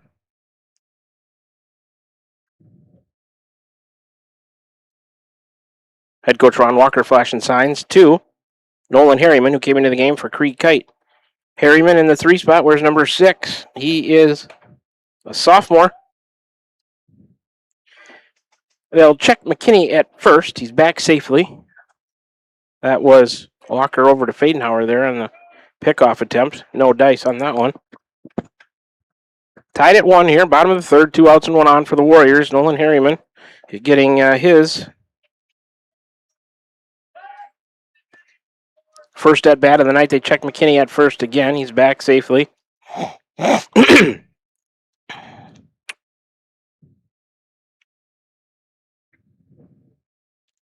Harriman, another long glance down at head coach Ron Walker. McKinney with his lead. Graylin Walker out of the stretch, coming to Nolan Harriman. A bouncer. Past first base, out into right field. McKinney around second, digging for third. He will make it. Throw coming back into second. Nolan Harriman with a single. Moving McKinney after he reached on a walk all the way over to third. First and third now with 2 out. Warriors got a little something brewing here with 2 outs. First hit of the inning. 4th hit of the night by the Warriors, given up by Walker. Brings in the cleanup man, number 2, Kinnick Miller, the junior, now at third base. He's got an RBI triple, was thrown out, trying a delayed steal of home. Walker will step to third, back to first. Everybody's back on a fake to third, throw back to first. Danville expecting something to go on here with maybe Harriman from first. Millard had a triple, though. I might just let him here swing away. And I want to end the inning on the bases, see if he can drive one in. He's hot after that triple, swing and a miss. Runner hesitated halfway between Harriman first and second. They wouldn't throw. He just goes to second. Danville catcher Oribiana held onto it, so Harriman stolen base. The pitch to Millard was a strike. 0-1. So in scoring position now are 2 runners for the Warriors. Harriman at second, McKinney at third. The pitch inside to Millard, a pretty good fastball from Walker. 1-1 now, the count to Kinnick. Millard into play today, 167. He does have that triple with an RBI. Driving the Warriors run. We're tied at 1. 2 outs and 2 on. Bottom of the 3rd. Kinnick swings, pops that one up right side, up out of play. 1-2 now.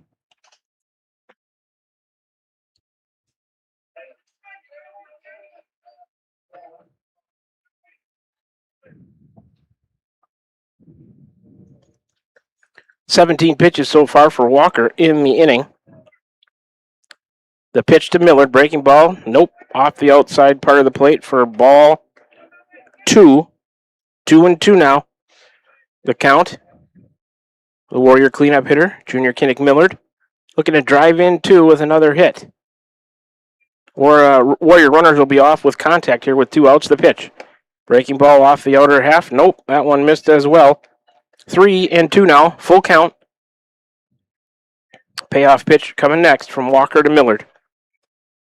Walker working out of the stretch, even though runners are at second and third, they can't go anywhere. Here's the payoff. That's high.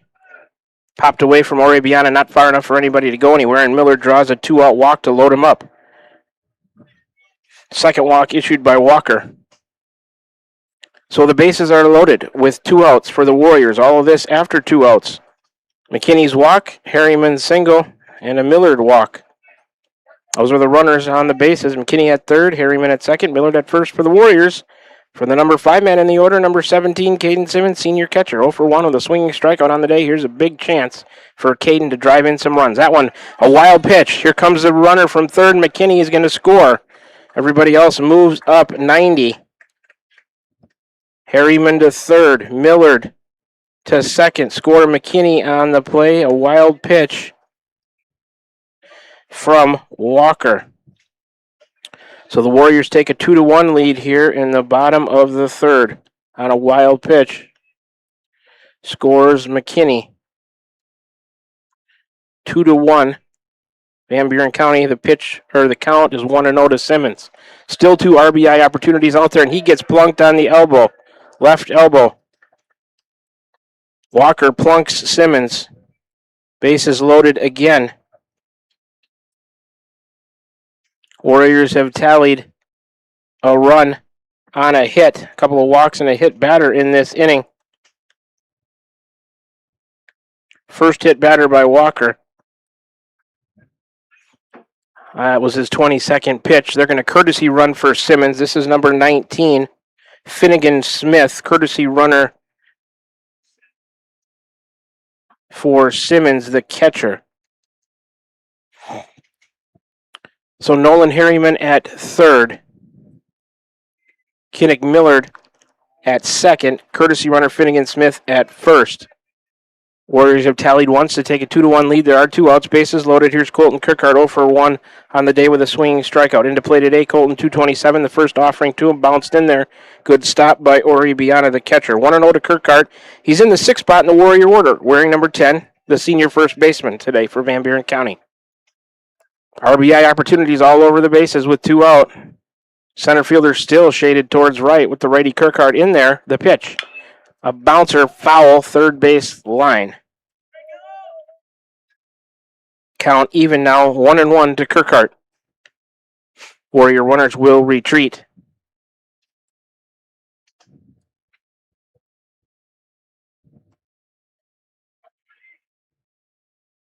To their respective bases. Pitches a ball to Kirkhart. Count 2-1 to Colton now. 2-1 Warriors with 2 out in the bottom of the third. Bases juiced. Count to Kirkhart. 2-1. The pitch. Swung on. Popped up. Behind second base. The shortstop back there. Center fielder coming in. And Horn, the center fielder, comes in and he will take charge and make the catch. So Kirkhart is the third out of the inning on the fly out to shallow center. 7-8-9 for the Warriors when they bat in the bottom of the fourth. Young, Meek, and Pilcher. Van Buren County, a run on a hit.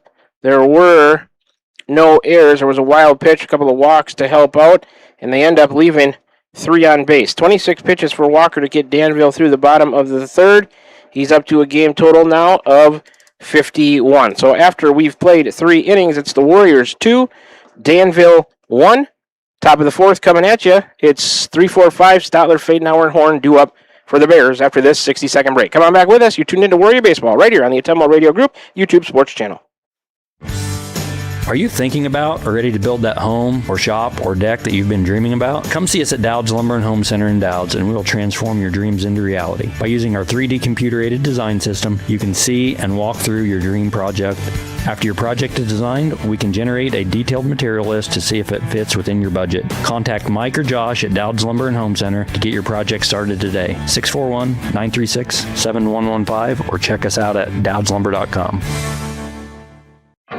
Is your back telling you it's time for a new mattress? Darren at Dixon's Mattress Outlet is the man to see. Dixon's Mattress Outlet sells new mattresses of all sizes. They also have a great selection of area rugs, sheets, and pillows. Needing a mattress for the camper or a rollaway bed? Darren has those too. Call Darren today and get the best rest for less. Call Dixon's Mattress Outlet today at 641-664-3060. And don't forget to like them on Facebook.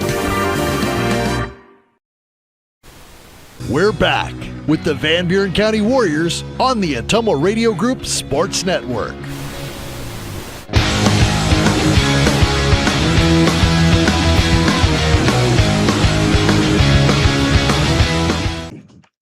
All right, we're back with you from the Atomo Radio broadcast booth. First pitch to Xander Stotler leading off for Danville. Top of the fourth is a called strike. Stotler third in the order, number 22, senior second baseman. Strike two. Foul tip into Simmons' mitt. He was at the plate. Walker got picked off to end the top of the third, so he leads off here. The 0-2. Bouncer right back to McKinney. He'll glove, throw to Kirkard at first. Colton catches, steps on the bag. Xander Stotler, first out of the inning. He was into play today at 4:38. He's 0 for 2. On the night, that putout will go 1-3. In there now for Danville is the cleanup man, 00 Alex Fadenauer, senior first baseman. He reached on an error, 0 for 1, scored the Danville run. Base is empty, 1 out for Fadenauer and the Bears. Eli McKinney beginning work in his fourth inning. He's got 42 game pitches. Here's 43. Low and in to Fadenauer. 1-0. Fadenauer into play today, 250. Kenny wanted a new ball and received one from the home plate umpire there. A look in at Simmons. Eli into the windup. He'll rock and fire. Swing and a miss. Got him to reach for one on the outer half. Count even to Fadenauer. 1-1. McKinney ready again, and he'll deal. Swing and a miss. Popped away from Simmons to the left. That's just strike two.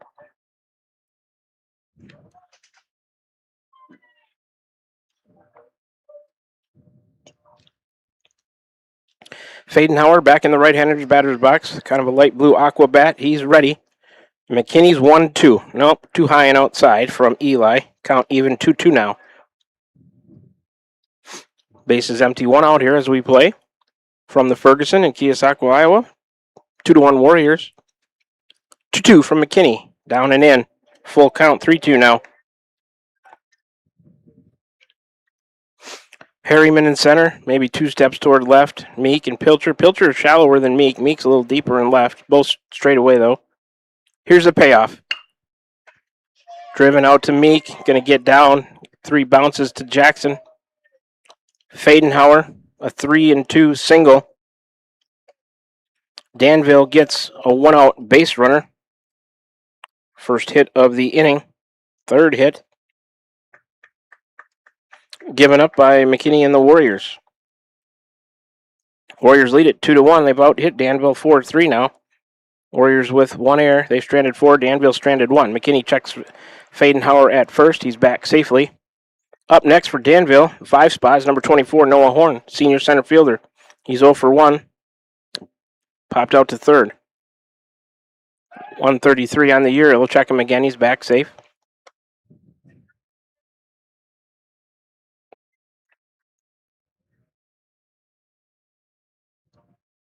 McKinney out of the stretch. First pitch to Horn. Swung on. Fly ball right side down the right field line. Out of play. So the foul ball is a strike. It's 0-1 to Horn. McKinney's got a good move to first. Got a couple different ones, so Fadenhauer is careful over there. A short lead. Here comes the pitch. Down and in to Horn. 1-1.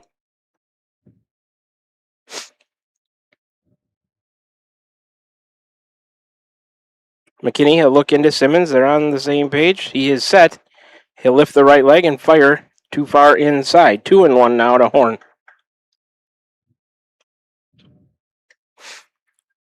Reed Kite and Keegan Young will look to turn 2 up the middle. If they can get the ground ball hit hard enough. Here's the pitch. It is a bouncer to Reed Kite. Oh no, Kinnick going to cut him off. He'll glove and go to Kirkhart, and it's a bad throw. E5, Fadenhauer past second. He'll go over to third. That one hurts. It was the correct play by Millard. He just made a bad throw. So Horn will reach on the E5. Second here of the night on the Warriors. Move Fadenhauer all the way over to third on the E5. First and third now with one out.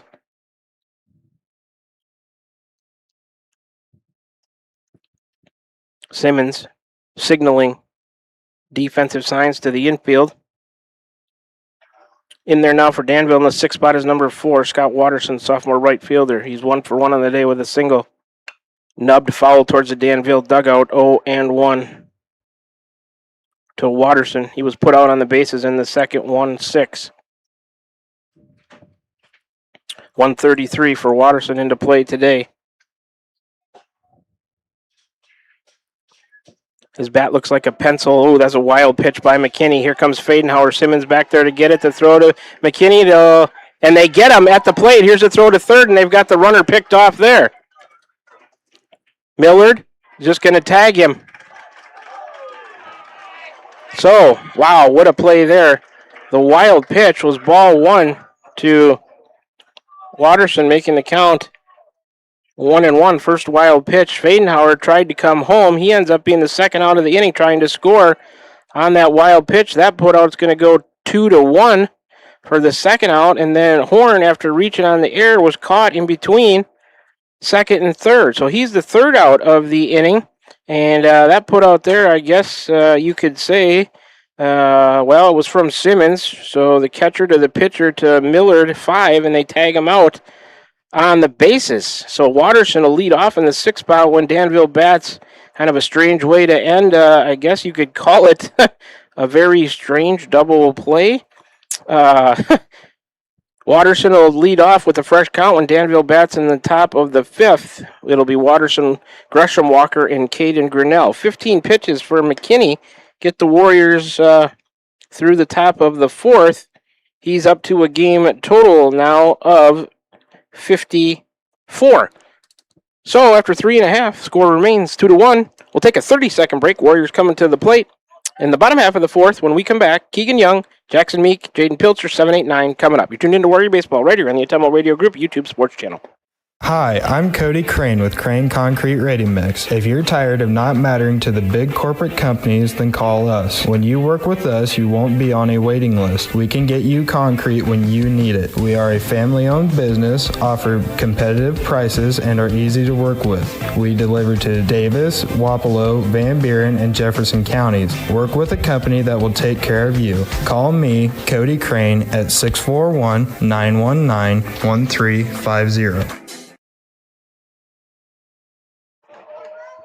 We're back with you from the Ferguson Sports Complex here in the Ottumwa Radio broadcast booth. Keegan Young leading off for the Warriors. First pitch fouled off, 0-1. The count to him. He's 1 for 1 on the day with a double. Started in center field, now playing second. Walker. That's on the outside corner. Quickly 0-2 to Young. Young on the day came into play 222. Scored the game-winning run for the Warriors last night in that walk-off against Hillcrest. Out of the windup, Walker on an 0-2 to Keegan Young. Fouled down the first baseline. Dan Smith tried to knock it down with his right hand, and he did. We'll do it again from 0-2. So a strange way to end the top of the fourth. I guess you'll ride with me and go with a double play on that one, on a throw it over runner trying to steal home or come home on a pass ball. The pitch. Soft pop-up. First baseman Fadenhauer back onto the grass. Fair territory. He'll make the catch. Young, the first out of the inning, and the fly out to Fadenhauer at first base. Here's number 14, Jackson Meek, hitting in the 8th spot in the order for the Warriors, a junior left fielder. He's 0 for 1 on the day, a fly out to center. Meek 211 entering play. Yeah, it's a wild pitch by McKinney, but it turned out to act like a good thing for the Warriors because Simmons hustled after it, threw it back to McKinney covering home plate. They tag out Fadenhauer, then Horn around second. They throw to third, and he was caught in the middle, swinging a miss by Meek. First pitch from Walker, 0-1 to Jackson. And then McKinney tagged out the runner. He turned around and looked at Horn, who was around second from first. He was caught, and he threw it to Millard. Millard tracked him down in between second and third and tagged him out. Hung on to that one too long, did Walker in the left-handed batter's box for ball 1 to Meek. 1-1 to count to Jackson. 1 out, nobody on for the Warriors here. Meek at the plate with a 1-1 count as we play bottom of the 4th. Walker coming to Meek. High, inside. Meek ahead now, 2-1.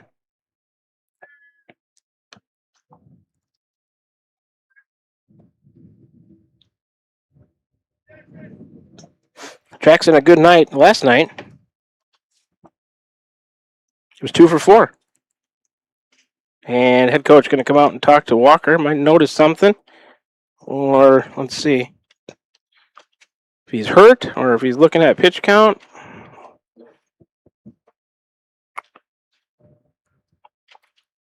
He's got 7. He started the inning with 51. That's 58. 65 would be the next milestone where you need, well, he's already in there. If he's over 65, he would 66 pitch, he would need 3 days rest. So he's got 7 more to burn, I guess, here. If they're trying to have him ready in a couple of days. I don't know. Going to leave him in. Maybe just notice something. Anyways, a meeting of the minds for the Danville head coach in the infield there. Tony Naylor, I believe the head coach's name is. That might have been the assistant out to talk to him. So, Danville infielders back to their respective positions. Walker's ready. Base is empty. 1 out, 2-1 to Meek. Walker into the windup, and here it comes. High and in. Popped the glove. He's still got pretty good velocity, but losing a little bit of command. 3-1 now to Jackson Meek.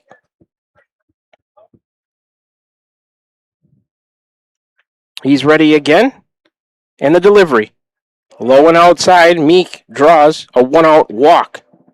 1 on and 1 out now for the Warriors. That is the 3rd walk issued by Braylon Walker. That'll bring up number 9 in the 9 spot is Jaden Pilcher, senior right fielder. 0 for 1, a swinging strikeout on the day. Jaden looking for his first hit on the year.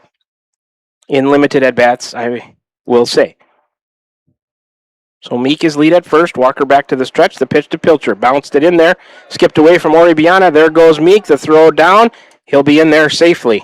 1-0 the count to Pilcher. Meek. I'll give him a stolen base, I guess. On that one. The ball popped away from Oribiana. Not really a wild pitch or a pass ball, I guess, but skipped away a little bit far enough for Meek to take off. Steal second. He's out there in scoring position with 1 out, 1-0. 2-0 now to Pilcher from Walker. Second baseman Stotler trying to keep Meek close. He's right next to the bag. Jackson a 3, 4, 5 step lead. And the pitch. That one on the outer half for a strike to Pilcher. Back in the count is Walker. It's 2-1. Great time for Jaden to get his first hit and drive in Meek. A lot of room in right center. There's a pitch swung on, fly ball right field, shallow. First baseman back, right fielder in. It's going to fall for a hit for Pilcher. Meek had to wait. That's good base running by Jackson. He didn't know if it was going to be caught or not, but there's Pilcher's first hit of the year. It'll end up moving Meek to third. He had to wait because there was only 1 out. So Pilcher to first. First hit of the inning for the Warriors. That's the 5th hit given up by Walker. With 2 outs, of course, Jackson just would have been running on contact, but with just 1 out, he had to wait and see. He didn't want to get doubled off. So when it fell, he took off for third, and Pilcher is on at first. First and second, 1 out now for the top of the order. Number 3, Reed Kite, the freshman shortstop, going to be in there. 1 for 2 on the day with a single run scored for Reed. Pilcher going to be pinch run for. Did you see who that was? Was that Quade Harriman over there? Running for Pilcher, number 4. Okay. Quade Harriman, pinch runner for Pilcher at first. Meek at third. Reed Kite the top of the order up. Warriors looking to add to a 2-1 lead. Walker will work out of the stretch with runners at first and third. Here's the pitch. High. Runners stay put.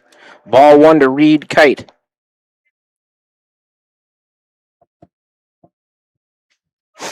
Ron Walker in the third base coaching box, flashing signs to Reed.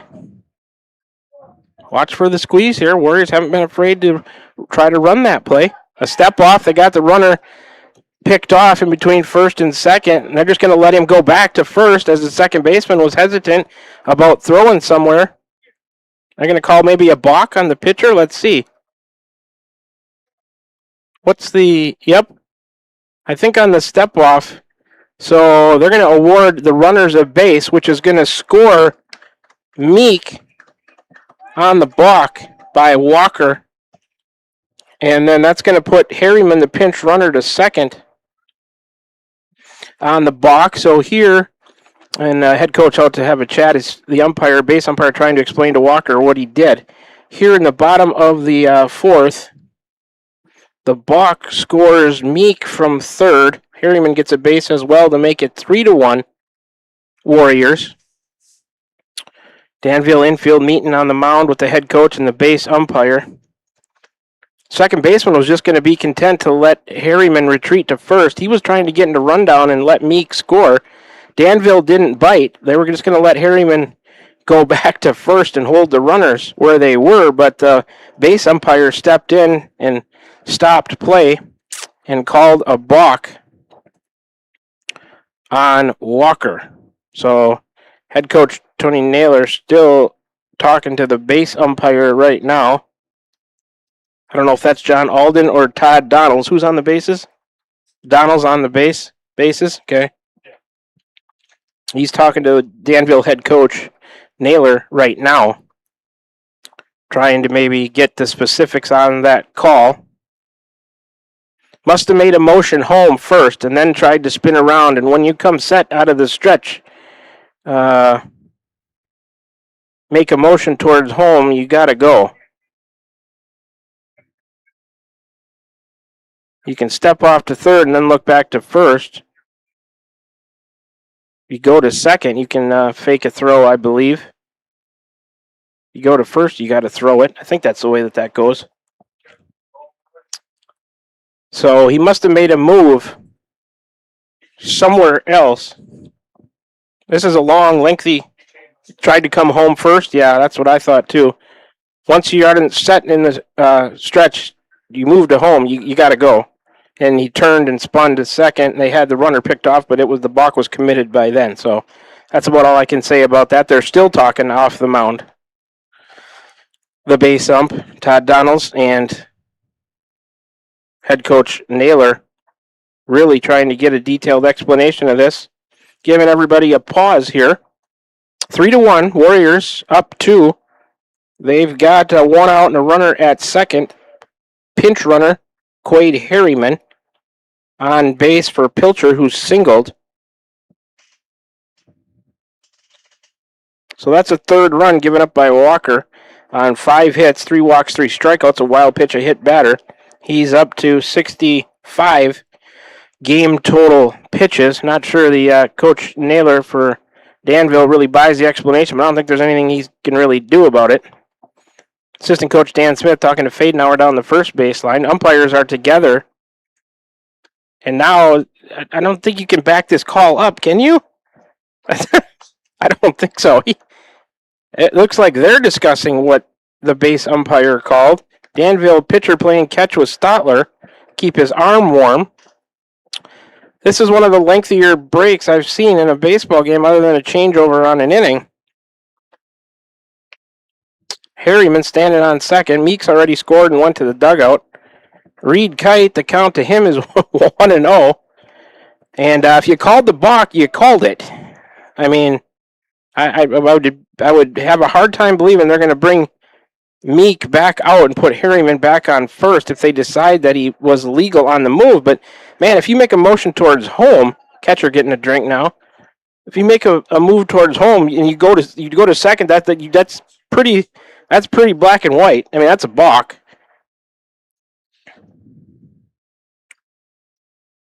So now they're going to bring him back. Now they're going to come in. They're going to ask Ron Walker to come in and get an explanation, or give him an explanation. AJ and I might be going back in the stream to watch the pitchers move. As boy, I could have sent it to a break here for how long this is taking, but it's getting more interesting by the minute. It's going to cause a mess in my scorebook if they go back on that call. I can't believe that they would call a balk and then unissue it. I can't believe they would. I would have never seen that. This would be new to me. They're playing tic-tac-toe with the dirt with Reed Kite and the catcher Ori Biana. Not sure who's winning. Might be a draw. They shook hands. I think it was a draw. Eli McKinney wanted to get in on that tic-tac-toe action in the dirt as well. I don't know what there is to talk about. You issue a balk, the runners get a base, and that's it. Let's play ball, folks. It either was a balk or it wasn't, and you called it. You saw something that made you think it was a balk. So nobody knows what's going on. I've done my best to explain it. Maybe I should just be quiet. Well, your first step comes to home and you don't go home. That's an illegal move, and you can't unfix that. The only reason they would be talking to Ron here, I think, is because they're going to bring the runner back out. Why would he need an explanation? He doesn't need an explanation. He's good with the balk. It scored Meek from third. Right? And the runners move up. No, they haven't. Somebody said, put your headphones in. Well, Shan's explained it the best that he can. I don't know what else I can say. The umpires halfway down the third base line are talking to head coach Ron Walker. A balk was called, scored Meek from third, and Harriman went from first to second. And they're going to bring the runner back out. This is, wow, I cannot believe this. They're going to put the runners back to first and third after calling a balk and then uncalling it. I don't know how else to say it. He just motioned the runner back out of the dugout. Wow, this is it. Well, we'll have something to talk about in the post-game interview, that's for sure. Hopefully a Warrior win as well. Well, scratch that run off the board. It's 2-1 again. So Meek does not score. And you can move Harriman back to first. I don't know. This is one of the funnier things I've ever seen in a baseball game, any level. You call a balk, and then they unissued it. If you move towards home, he's still trying to explain to him on the mound what he did. Well, if it was right, he doesn't need an explanation because you just uncalled the balk. so he was good, apparently. I'm at a loss of words, folks. I really don't know what to say. Other than that, Meek's back on third. The score is 2-1. Harriman back to first in the count to, well, there was a pitch thrown to him. It should be 1-0 to Reed Kite, I think, right? Like, scoreboard says no pitches thrown to Kite. I think it's 1-0. Finally, after a lengthy break, 15th pitch of the inning for Walker coming. There goes Harriman, skips away from the catcher. Meek will stay put at third. So Harriman does make it down to second. It's 2-0 to the batter, Kite. 2 in scoring position with 1 out. Give Harriman a stolen base. Wow. So no runs in the inning so far on a hit. Second and third with 1 out. 2-0 the count to Kite. He's 1 for 2 on the day, swing and a miss. 2-1.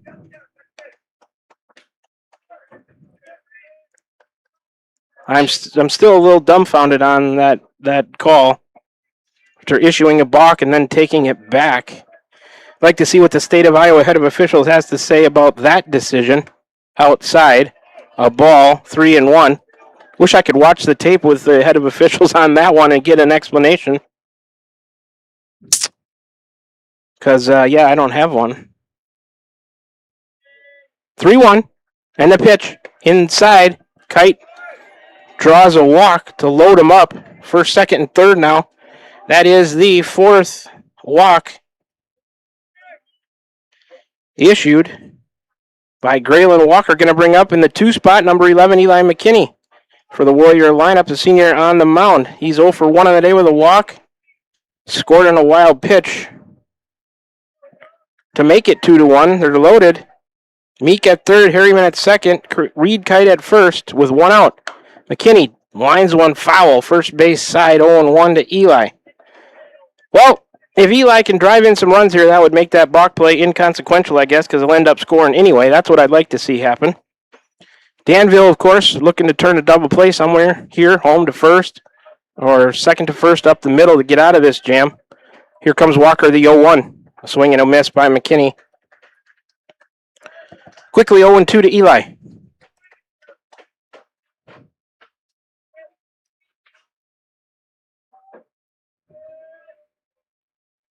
He's back in the left-handed batter's box. Walker, the 0-2. McKinney fouls it off. Back to the screen, hanging tough. We'll do it again from 0-2. That was the 21st pitch of the 4th inning for Walker. He's up to 72 game total. So, Danville sticking with him, wanting to get a win in the conference here in the South Division, just like the Warriors do. He's their best pitcher, I would say, the 0-2. Grounder, foul, first base line, past assistant coach Dan Smith there. We'll do it again from 0-2. Warrior runners retreat to their respective bases. Walker out of the stretch, even with the bases loaded. A long look in at Oribiana. He's set now. McKinney asking for time. It's not granted. Here's the pitch, swing and a miss. He wanted time, and the home plate umpire didn't see it. And that pitch is going to count. McKinney down on strikes for the second out of the inning. That is the 4th strikeout issued by Walker today. That'll bring up in the 3 spot for Creek Kite. Here's number 6, Nolan Harriman, the freshman center fielder. 1 for 1 on the day with a single. Base is still loaded now, 2 out. The pitch high and outside. 1-0 to Harriman. A big RBI opportunity here for Nolan Harriman in there from the right side. Walker coming to him. Here's a grounder to Fadenhauer. He'll glove and step on the bag to end the threat. Harriman, 3rd out of the inning on a 3 unassisted. Kinnick Millard in the 4 spot will lead off for the Warriors when they bat. The bottom of the 5th. It'll be Millard, Simmons, and Kirkhart. So ends up being no runs on a hit for the Warriors. There were no errors by Danville. Van Buren County ends up leaving 3 runners. 25 pitches for Walker to get Danville through the 4th. He's up to a game total of 76. We played 4 innings. It's the Warriors 2, Danville 1. Top of the 5th coming at you when we come back from this 60-second break. 6, 7, and 8 coming up for the Bears, Watterson, Gresham, Walker, and Grinnell. You're tuned into Warrior Baseball right here on the Ottumwa Radio Group YouTube Sports Channel. Van Buren County Hospital is a proud supporter of Van Buren County Community School District Athletics. The contributions you make to your team, your school, and your community are appreciated and valued by all of us at Van Buren County Hospital. We want to wish you a successful sports season, and we'll be cheering for you every step of the way. Go Warriors! For all of your healthcare needs, Van Buren County Hospital is here for you. Find us online at vbch.org.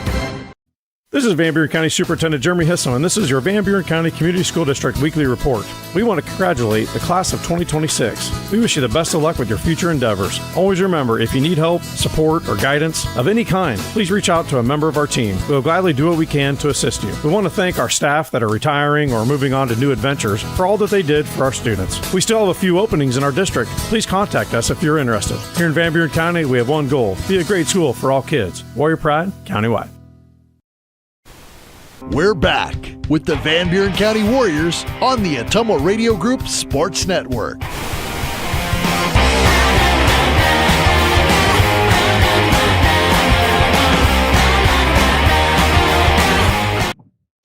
Back with you here from the Atomo Radio broadcast booth inside the Kissling Press Box, Ferguson Sports Complex, Keosauqua, Iowa. We're headed to the top of the fifth.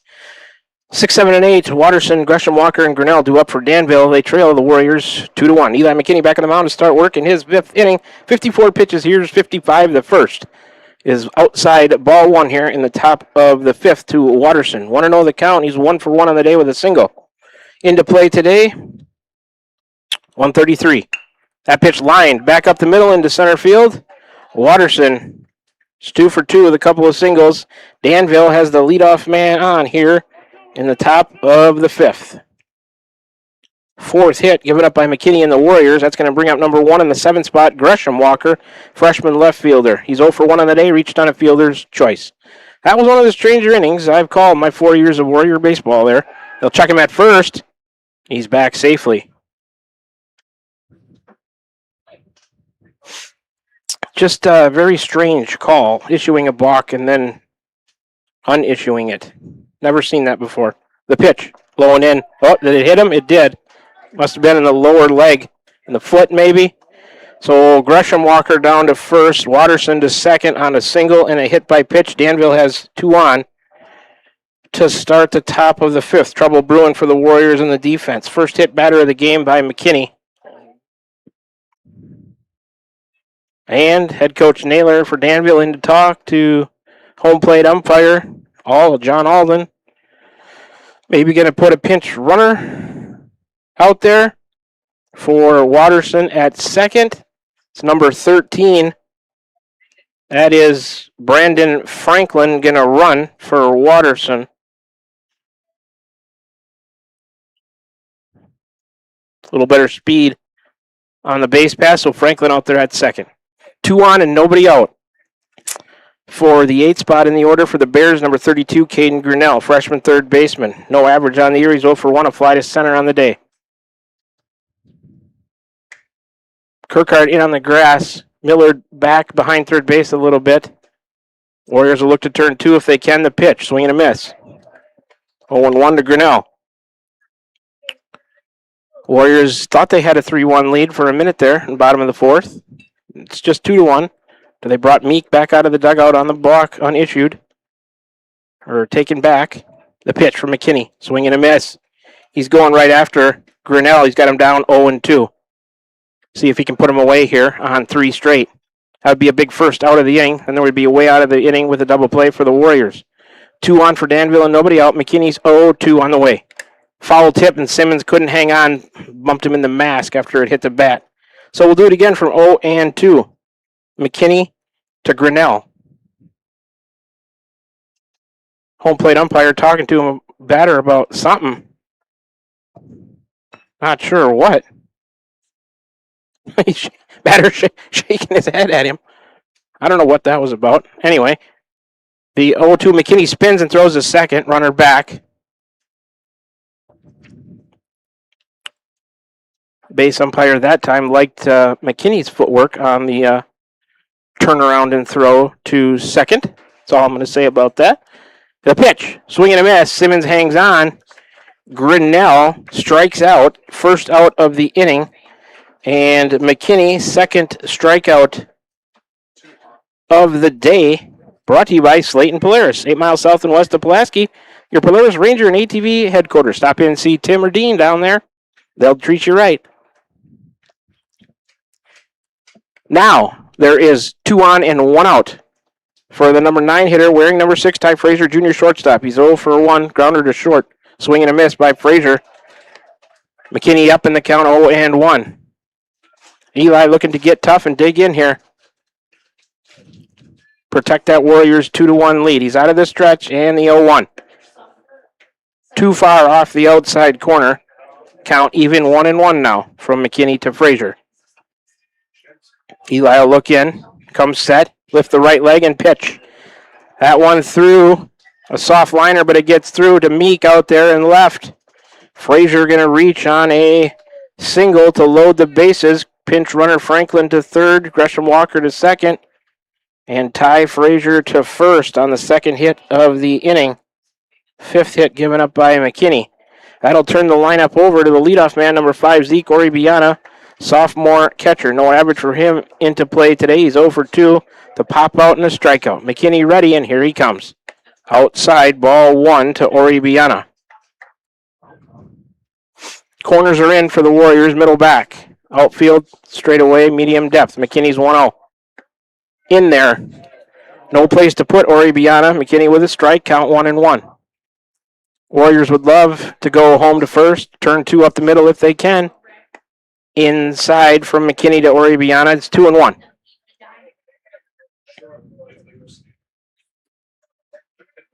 Out of the windup comes Eli's 2-1.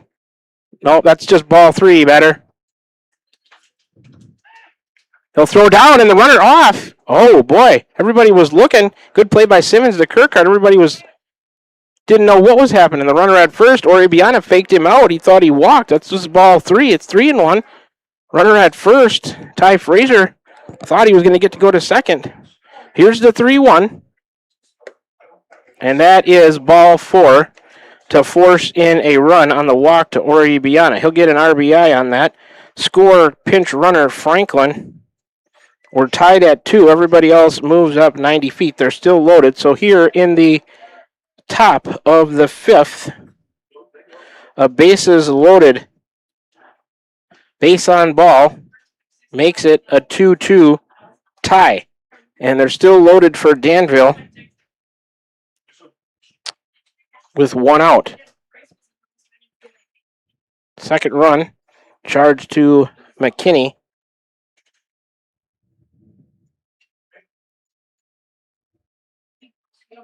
And just trying to count the walks for Eli on the day.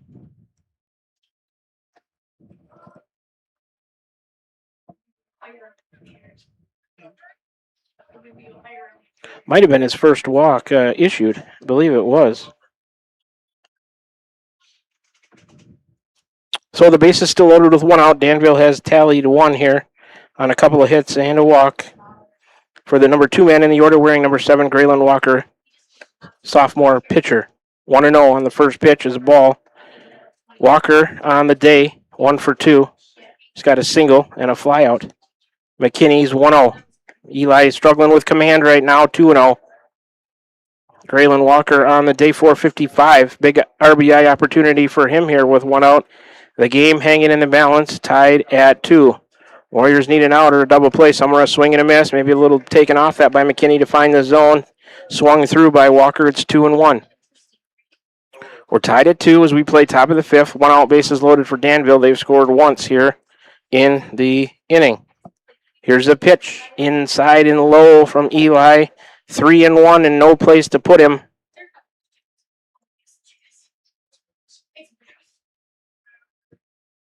Need to come in the zone here. Out of the windup, the pitch. That's in there. Watched by Walker to make it full. 3-2. So payoff pitch coming. Runners can't be on the move. There's only 1 out. They'll be alert for a line drive. Here's the pitch. Swung on, popped up on the infield. Reed Kite coming in from shortstop on the grass. He'll make the catch. Warriors will take that all day long. Second out of the inning is Graylin Walker. And the pop out to Reed Kite at short. So now there's outs to be had all over the bases. There are 2 out. Danville with the bases loaded. McKinney looking to get out of this, limiting the damage to just 1 run. Up next for Danville, third spot in the order, number 22, Xander Stotler, the senior second baseman, 0 for 2 on the day. Right-handed batter, 438 coming into play. Watch out here. Swing and a miss by Stotler. McKinney up, 0-1 in the count.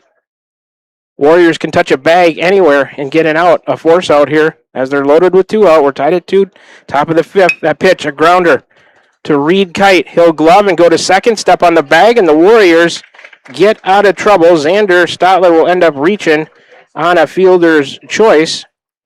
But let's see, the runner coming from first to second is forced out for the 3rd out of the inning, 6 unassisted by Reed Kite. So Danville gets a run on a couple of hits. There were no errors. They're going to end up leaving 3 on base. When Danville bats in the top of the 6th, it'll be 4-5-6. Fadenauer, Horn, and Watterson coming up. 23 pitches for McKinney get the Warriors through the 5th. He's up to a game total of 77. So after 4.5, the score is all tied up at 2. Warriors coming to the plate in the bottom of the 5th. When we come back, 4-5-6, Millard, Simmons, and Kirkhart due up. Come on back with us for the bottom of the 5th. We're tied at 2. Danville Bears and Van Buren County Warriors right here on the Atomo Radio Group YouTube Sports Channel. Summer travel season is here. Are you ready? With Pilot Grove Savings Bank's digital banking tools, you can manage your money anytime, anywhere. Check balances, transfer funds, and stay connected. Whether you're at home or on the road, stop into any of our 17 locations or give your nearest branch a call and travel with confidence this summer. Pilot Grove Savings Bank. Banking made easy. Member FDIC, Equal Housing Lender. This is Jeremy with Cranston Family Funeral Home. I want to take a moment and say thank you, not for choosing our funeral home, although we're deeply honored when you do, but for showing up for your neighbors, for supporting small businesses, for standing in line at visitations and hugging people you maybe haven't seen in years. That is what makes our communities feel like home. At Cranston Family Funeral Home, we don't believe in flashy promises. We believe in showing up quietly, respectfully, and doing the work that matters when it matters most. So from our family to yours, thank you. We see you, we are grateful for you, and we'll be here when you need us.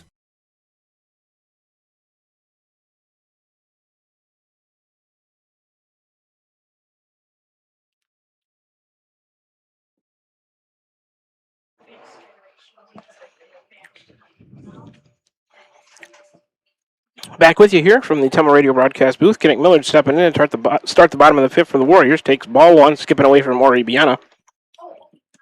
On the pitch from Graylin Walker. 1-0 to Millard. He is 1 for 1 on the day with an RBI triple, also drawn a walk. Into play today, Millard 167. Graylin Walker starting work in his 5th inning. 77 game total pitches. That one too far. Oh, it catches the outside corner. Didn't have to. Called strike 1, 1-1 to Millard.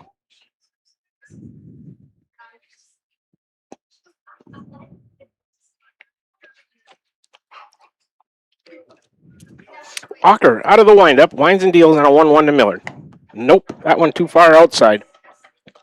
2-1. Catcher's got to adjust some equipment. Home plate umpire grants him timeout. 2-1 the count to Kenneth Millard. Base is empty, nobody out here as we start playing the bottom of the 5th. Millard, a bouncer, foul, third base side. Count even at 2-2.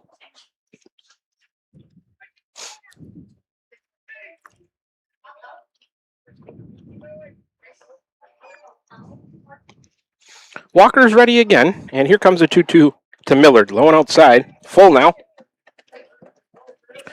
3-2 to Kinnick. He's looking to get on base for the 3rd time today. Got a hit and a walk. RBI. Walker's payoff. Nope, he missed outside. Millard draws a base on ball. Kinnick is on base for the 3rd time today. Leadoff man on for the Warriors on the 5th walk issued by Walker. All the innings today brought to you by Cranston Family Funeral Home. My inning recaps the Complexion Company.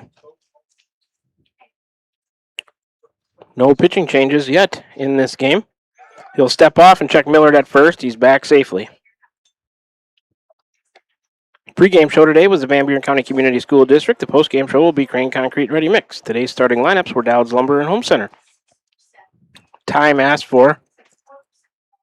Now the home plate umpire and the base umpire are going to get together. I don't know what. Not sure what this is about. The count, maybe?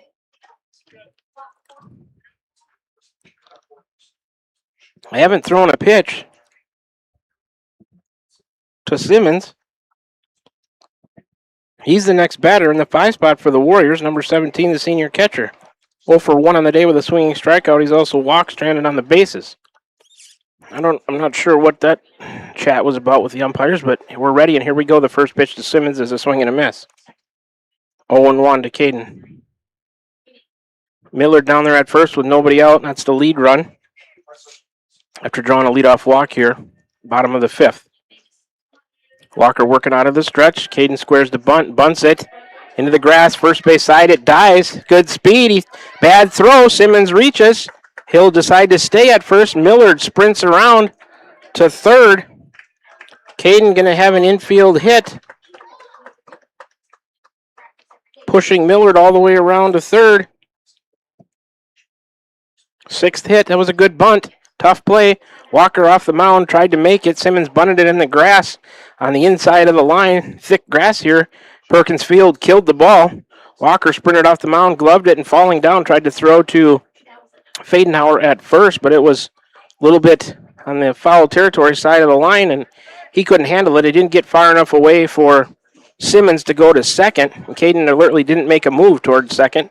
Otherwise, he could have been tagged out. Millard sprinted all the way over to third. So first and third, nobody out now. For number 10 in the 6th spot, Colton Kirkhart, senior first baseman, 0 for 2 on the day, and they're from the right side. 2:27, they'll check Millard at third. He's back safely on the pickoff attempt. 2:27 for Kirkhart into play today. We're tied at 2, bottom of the 5th. First and third, Warriors, nobody out. Something brewing here for Van Buren County. Walker to Kirkhart. There goes a runner pitch. Oh, they throw right back. He's still, but they got Millard picked off between home and third. Millard dives back in, and they throw it away, and E2 is going to allow Millard to come all the way down to score, and Simmons all the way over to third on the air. So give Caden a stolen base first, and then Millard scores on a catcher's throwing error. After they went back and forth with it a little bit, Simmons moves over to third on that E2. Danville's first error of the game, so the Warriors have tallied a run to take the lead at 3-2. Run on a hit and an error here in the bottom of the 5th. The E2 throwing error. Here comes the pitch to Simmons. Bunts it foul left side. Or, excuse me, that's Kirkhart, not Simmons. The count is 0-2 to Colton. The E2 throwing error and the rundown of Millard between third and home allows one to score. It'll break the tie. Swing and a miss, foul tip into the catcher's glove by Kirkhart. He's a strikeout victim for the first out of the inning. That is the 5th strikeout by Walker. In there now for the Warriors, number 1, Keegan Young, senior second baseman. It's 1 for 2 on the day with a double. Will pop out to first. Runner at third, RBI opportunity for Young. That's Simmons down there, the pitch from Walker. A bouncer to second, going to get the job done. Keegan Young, an RBI ground out as Simmons comes home to score the Warriors' 4th run of the day. Give Simmons RBI ground out. He's the second out of the inning, retired 4-3. So Young, with an RBI ground out, scores Simmons from third to make it 4-2. Second run of the inning. 1-0 on the first pitch. It's a ball to Jackson Meek. He's 0 for 1 on the day with a walk and a flyout. In there from the right side is Jackson, 2-11 entering play today. Keegan Young. That pitch fouled off right side by Jackson Meek. 1-1 to count to him now.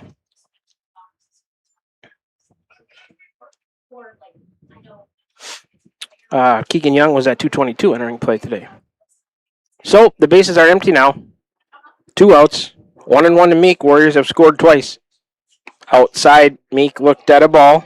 2-1 to Jackson. Warriors have scored twice here in the bottom of the fifth to break a 2-2 tie.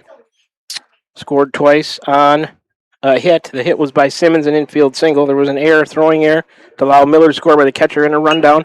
Jackson sends that one out to left center. Get down. Not quite in the gap. He's streaking around first, though, and headed for second to throw to the cutoff man. Now to the base. Gets by Stotler.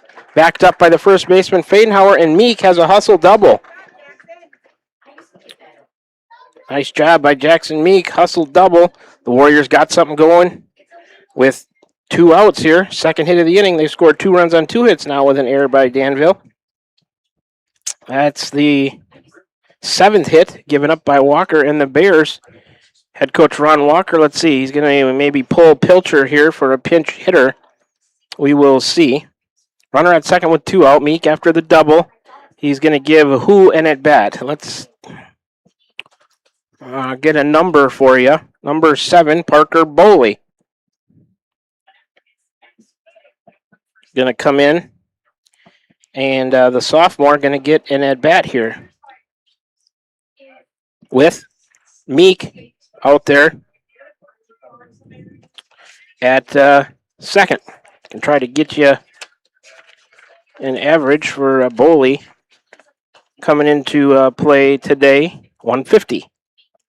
16 pitch of the inning for Walker. Coming up is low and outside ball, 1 to Boley. 1-0 to Parker. Danville outfield about straight away. Maybe a hair past medium depth. Meek a lead at second to pitch.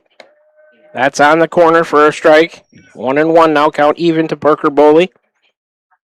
Insurance run out there for the Warriors. They lead at 4-2 here, bottom of 5. 2 outs, 1 on the pitch. Popped away from Oribiana. There goes Meek. That's a pass ball. It was a ball. 2-1 to Boley. Advanced Meek to third on a passed ball popped out of Oribiana's glove.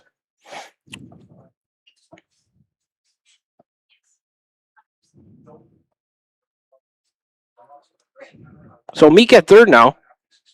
2-1 to the batter, Boley. There are 2 outs. Warriors have scored twice on a couple hits here. Bottom of the 5th, the pitch. Late swing, fouled off, right side out of play by Boley. Emergency hack. The count is even at 2-2.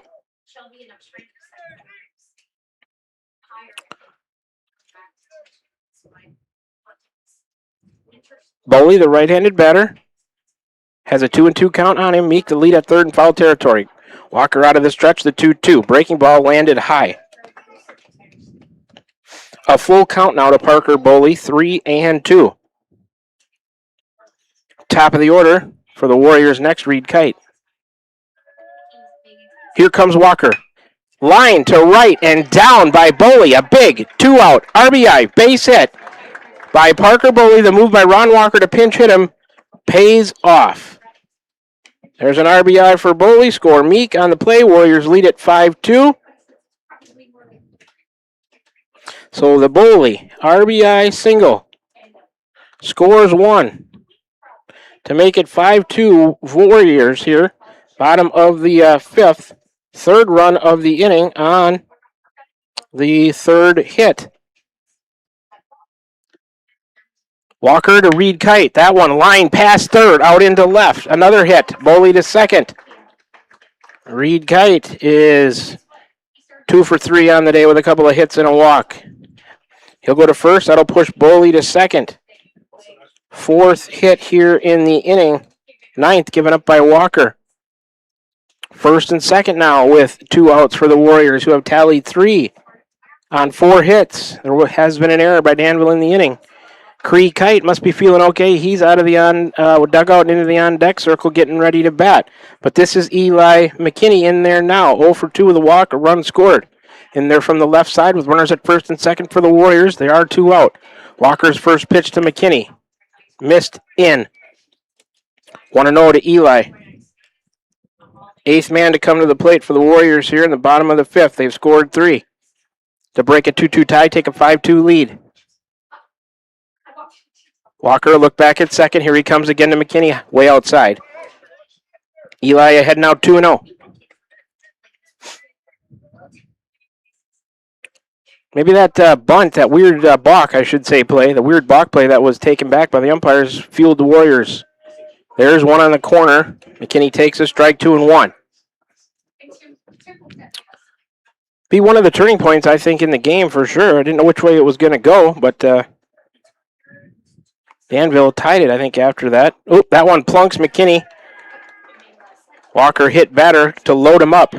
McKinney hit by a pitch. He'll go to first. Reed Kite to second. And Boley to third. Second hit batter of the game by Walker. And here comes head coach Tony Naylor. I think we are going to have a pitching change, as that's the 26th pitch of the inning.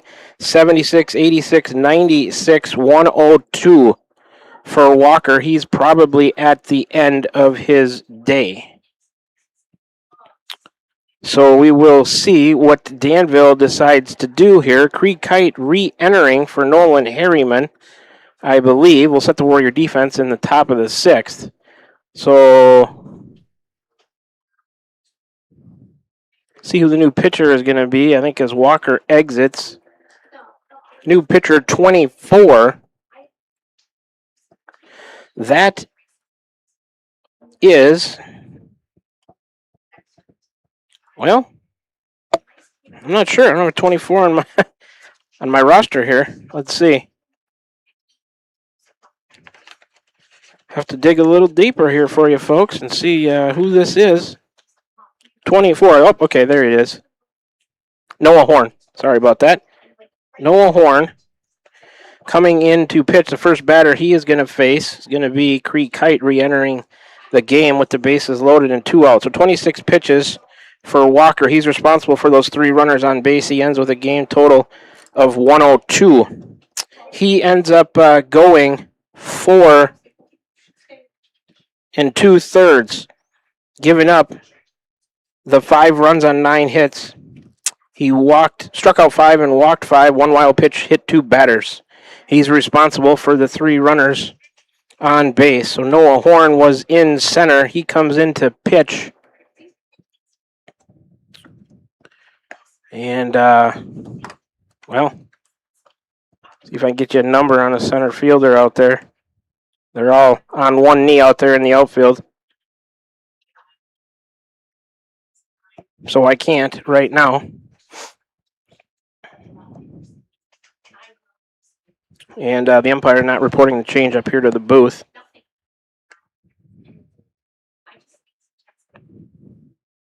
So number 5 coming out of the Danville dugout. The catcher. He's going to short, it looks like, Oribiana. And there's a new catcher in the game, but the gear, his chest protector is covering up his number. So we'll get that later. Here's the first pitch to Creek Kite, who has re-entered. He takes a ball high and outside. 1-0 to Creek Kite, who left the game due to a little bit of heat exhaustion, maybe. Noah Horn on the mound. The righty out of the stretch with the bases loaded and 2 out.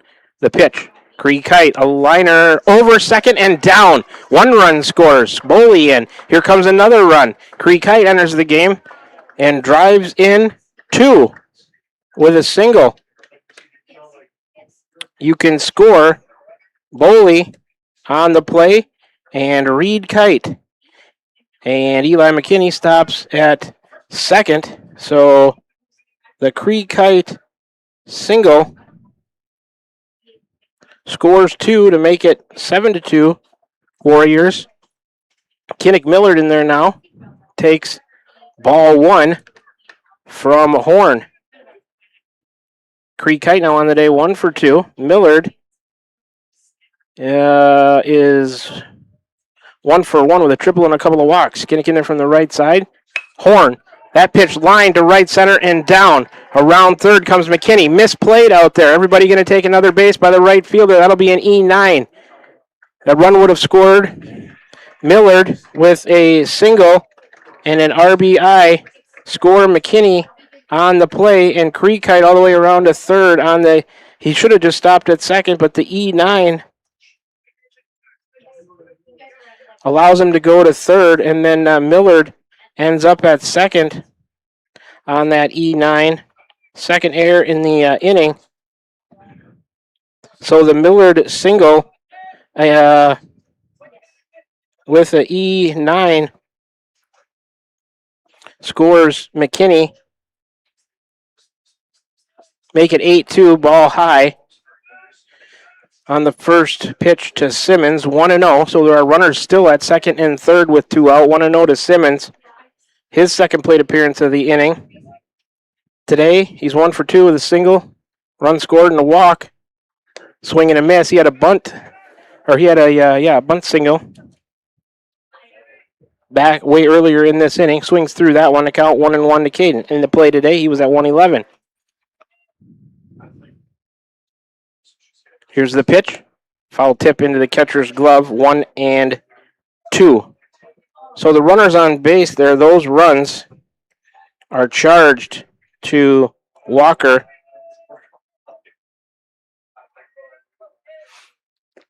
I pitched low. Simmons looked at it, skips away from the catcher. Not far enough for anybody to go anywhere. 2-2 to Caden. So Horn has given up hits to the first 2 batters that he faces. Warriors have scored 6 in the inning. High and in. Simmons ball 3. Try to count the hits in the inning for you. 1, 2, 3, 4. Yep, 5, 6. Warriors have tallied 6 on 6 hits. A couple of Danville errors. They lead at 8-2. That's inside. Simmons draws a walk to load him up again. He's at first. Millard at second. Cree Kite to third. First walk issued by Horn. 6th walk issued by Danville pitching on the day. Here's number 10, Colton Kirkhart, senior first baseman. He's 0 for 3 on the day. How about a time to break out of it right now, Colton? Break this one wide open. Warriors already lead it by 6-8-2. There's 2 outs. They're loaded as we play bottom of the 5th. Horn out of the stretch to Kirkhart. A high bouncer off the plate. Horn off the mound. Fields it, tried to shovel to the catcher. Nope, he couldn't handle it. 1 run scores. Here comes another run. They'll throw back. That couldn't be handled. 2-run score. Kirkhart goes to second on the, we'll call it a fielder's choice, I guess. And probably no RBIs, as they should have had the 3rd out of the inning, but we'll give it a E1. Another couple of errors on those throws. Well, the E1, I guess, allowed them both to score. So you can score Cree Kite on the play. Another error in the inning, the 3rd by Danville on a bad throw from pitcher to catcher. Allows 2 to score. That's Cree Kite and Millard on the E1. Simmons all the way over to third. Kirkhart to second on the, as they were messing around with it. 1-0 to the batter. That is Keegan Young. So the Kirkhart fielder's choice with the E1 scores 2. Here's a soft grounder. Oh, and it's Oribiana duffs it at short. Going to allow 2 runs to score. Warriors have broken it open here. Young reaches on an E6, the 4th error of the inning on Danville. Allows 2 to score. Simmons and Kirkhart. And that, and that is the 10-run rule. After 4.5 here. We'll get this last play in the scoring summary. 12-2 on the young grounder with an E6 scores 2, and the Warriors have broken it open and win by the 10-run rule. 13 pitches for Horn for Danville in the bottom of the 5th, and he ends up giving up 4 runs on, 2 hits. And let's get the totals for the Warriors as they win it by the 10-run rule, 12-2 in 5 2/3 innings today. They tally 1, 2, 3, 4, 5, 6, 7, 8, 9, 10 runs here in the bottom of the fifth on. Should double check those hits for you to get these totals right, because I got to give them to AJ for the scoreboard. 1, 2, 3, 4, 5, 6 hits. They get 10 runs on 6 hits. There were 4 errors by Danville, and the Warriors end up leaving 1 on base to win it 12-2 in 5 2/3 innings on the 10-run rule. So let me get this here. What did I say? 10 runs on 6 hits, 4 errors, a messy defensive inning for Danville. The Warriors leave 1. So it's a final now, and I guess 7:55 was the end of the game. We'll go with that, as I've been fumbling around with my stats here trying to get them accurate for the post-game show. That'll take us to the post-game show, brought to you by Crane Concrete Ready Mix, delivering affordable ready-mix concrete to your door or job site. Check them out on Facebook for contact information. I need a 3-minute break to organize some stats, so AJ is going to spin out some ads you can hear from some of our wonderful sponsors. Back-to-back wins for the Warriors here in this homestand. They defeated Hillcrest Academy on a walk-off last night. They get a 10-run win over Danville tonight by a score of 12-2. We'll do the post-game show, brought to you by Crane Concrete Ready Mix. When we come back, this is Warrior Baseball right here on the Atemo Radio Group YouTube Sports Channel. Refresh your skin and feel your best with a visit to the Complexion Company Laser and Aesthetics in Batavia, your premier destination for ultimate head-to-toe care. Boost your energy with premium IV hydration drips, experience the skin-smoothing power of microneedling and medical-grade chemical peels, or try their state-of-the-art M-Sculpt Neo and M-Cella treatments for body sculpting and wellness. They also offer expert permanent makeup, lip blushing, and clear skin acne scar treatments. Book your visit with the Complexion Company in Batavia today. Are you thinking about or ready to build that home or shop or deck that you've been dreaming about? Come see us at Dowd's Lumber and Home Center in Dowd's, and we'll transform your dreams into reality. By using our 3D computer-aided design system, you can see and walk through your dream project. After your project is designed, we can generate a detailed material list to see if it fits within your budget. Contact Mike or Josh at Dowd's Lumber and Home Center to get your project started today. 641-936-7115, or check us out at dowdslumber.com. Hi, I'm Cody Crane with Crane Concrete Ready Mix. If you're tired of not mattering to the big corporate companies, then call us. When you work with us, you won't be on a waiting list. We can get you concrete when you need it. We are a family-owned business, offer competitive prices, and are easy to work with. We deliver to Davis, Wapello, Van Buren, and Jefferson counties. Work with a company that will take care of you. Call me, Cody Crane, at 641-919-1350. This is Van Buren County Superintendent Jeremy Hisson, and this is your Van Buren County Community School District Weekly Report. We want to congratulate the class of 2026. We wish you the best of luck with your future endeavors. Always remember, if you need help, support, or guidance of any kind, please reach out to a member of our team. We'll gladly do what we can to assist you. We want to thank our staff that are retiring or moving on to new adventures for all that they did for our students. We still have a few openings in our district. Please contact us if you're interested. Here in Van Buren County, we have one goal: be a great school for all kids. Warrior Pride, countywide.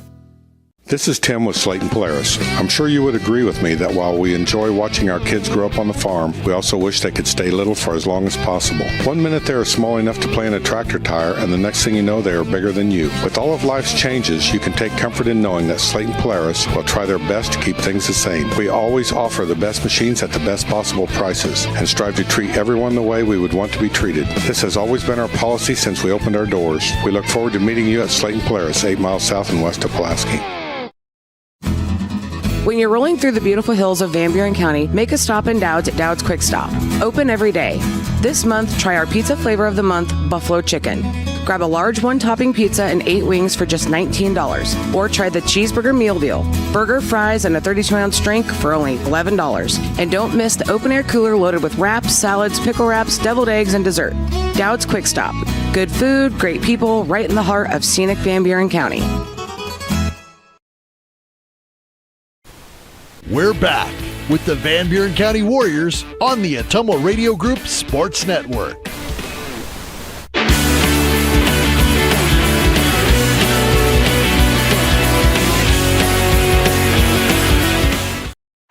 All right, we're back with you here from the Atemo Radio broadcast booth inside the Kissling Press Box, where we just witnessed at Perkins Field, Ferguson Sports Complex, Keosauqua, Iowa, boys high school varsity baseball action in the Southeast Iowa Super Conference South Division. The Van Buren County Warriors get a 10-run win, 12-2.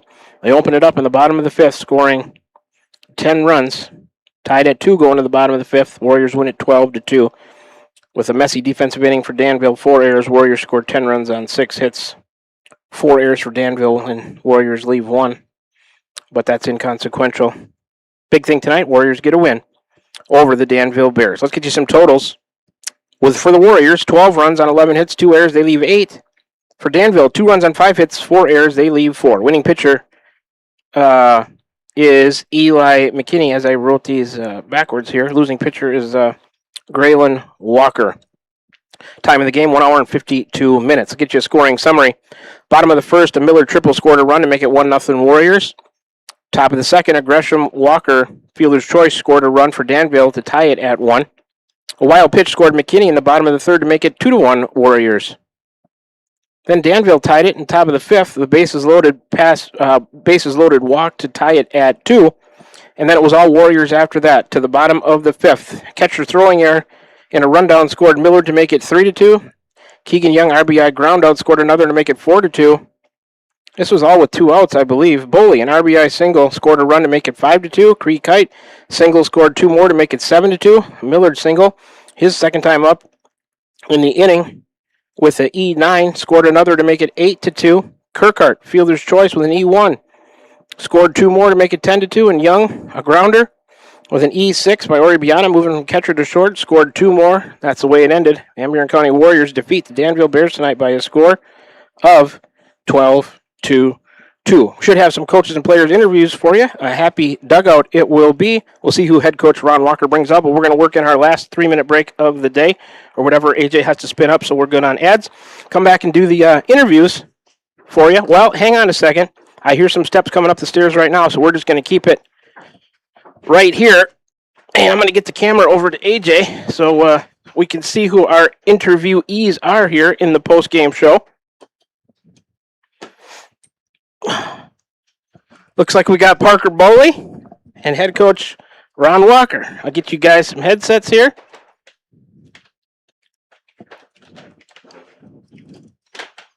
Sure. Get you guys a little volume. Can you hear me okay? Yes, sir. All right. Well, guys, first of all, thanks for taking some time coming up and spending it with us in the post-game show of Warrior Baseball. Brought to you by Crane Concrete Ready Mix, delivering affordable ready mix concrete to your door or job site. Check them out on Facebook for contact information. First thing, Coach, back-to-back wins on the homestand. Man, that's got to feel good. You know, the guys have been putting in the work. They've been doing the right things, playing the right way. And the last 2 nights, I just want to get your comments. You get the results. That's just got to feel good. Yeah, you said, Warrior Baseball playing the right way. And, last week at Davis County, all we talked about was, we just want to come out and play hard every pitch, compete every pitch. Whatever happened on the scoreboard happened. Mm-hmm. We were looking for our identity. Yep. And I think we made leaps and bounds since. We have a belt player of the game. It's getting real hard to pick anyone out to give the belt to because it's just a total team effort. Yeah, so that's a good hard thing to decide upon, right? Because you're just getting efforts from everybody. Yeah, and it's hard-nosed efforts. Mm-hmm. It may not be, 3 for 4 with, 4 RBIs and stuff like that. It's just hard-nosed, gritty baseball. Yeah, and it was a fairly close game going to the bottom of the fifth. Well, you couldn't get any closer because it was tied at 2-2. Let's go back. It was McKinney dueling against Graylin Walker there on the mound. They were both pitching pretty well, and I think Walker just ran out of gas, and you guys were able to put some good at-bats on him to really break it open. They switched pitchers, and you just continue that inning. But let's go back to that balk call. I have never seen anything like that in a baseball game where they issue a balk on an illegal movement by the pitcher and then rescind it. Have you ever seen anything like that? No, and I sure as hope I never do again, even if I'm on the other end of it. I can't believe they issued they obviously saw. What I thought I saw out here was a movement towards home and then a spin to second. You can't do that. Yeah, he did it earlier in the game, and they didn't call it, and I didn't say anything. I just kind of did this, and the umpire looked at me, and he shook his head. Yeah. And then the next time he did it, he called it, and I thought, okay, great, thank you. And it was one of those things where the longer the conversation went on, the worse I felt about the decision that was going to be made and then finally, it was a lengthy delay. I should have probably sent it to a break, but I didn't because I didn't want to miss and see what was going on, and then home plate umpire motioned Jackson Meek back out of the dugout. I couldn't believe what was going on. They put him back at third, and they moved Harriman, I think, back to first. Yeah, and yeah. That continued. That was just a very strange play. When they turned and looked at me, I knew it wasn't going in our favor. But I thought, what's this explanation going to be? And all it was an apology. This is what we got to do because we didn't warn the kid the first time. And I said, well, this is varsity baseball. You don't warn. Yeah, there's no warning. Yeah, you're telling me you missed it the first time, which I agree. But I didn't say anything, and so forth. But hey, we played through it, so that's some adversity. A credit to the kids. I told AJ, or he was listening to me, everybody else too. It was going to be a turning point in the game. It turned out to be a good one. I think they might have tied it. That happened maybe when it was 2-1. Should have been 3-1. They took the balk back. It was 2-1. Danville ties it at 2. It was all Warriors after that. So I think you guys, credit to Parker and all of his teammates, they took that decision, used it as fuel, and it was just all Van Buren County after that. Yeah, absolutely. I mean, there's so many plays to touch on during that game. I think we had 2 outs there. You scored them all with 2 outs. Two outs, and the big thing of it is Keegan Young, staying in the middle of the field with the runner on third, to get the run in. If he puts that in one of the corner positions, we may not score, because they're playing in. Mm-hmm. And, then after that, we just started taking at bats and, and then you got Millard working hard in the rundown down there. Yep. And created an error by the catcher. Yeah. And then, just... and then a messy play at the plate there by Danville. Yep. I gave it E1, and then I think to throw it around, let the other run come in and score there. So it could have been 2 errors maybe as they were throwing it around as 2 Warrior runners were coming home. Yeah. There. So that was messy, but a credit to your guys being aggressive. Yeah, just hard 90s. We're going to lose some of them. Yep. We lost one of them tonight again, but that's all right. Percentages is what we'll play. Let's get to Parker.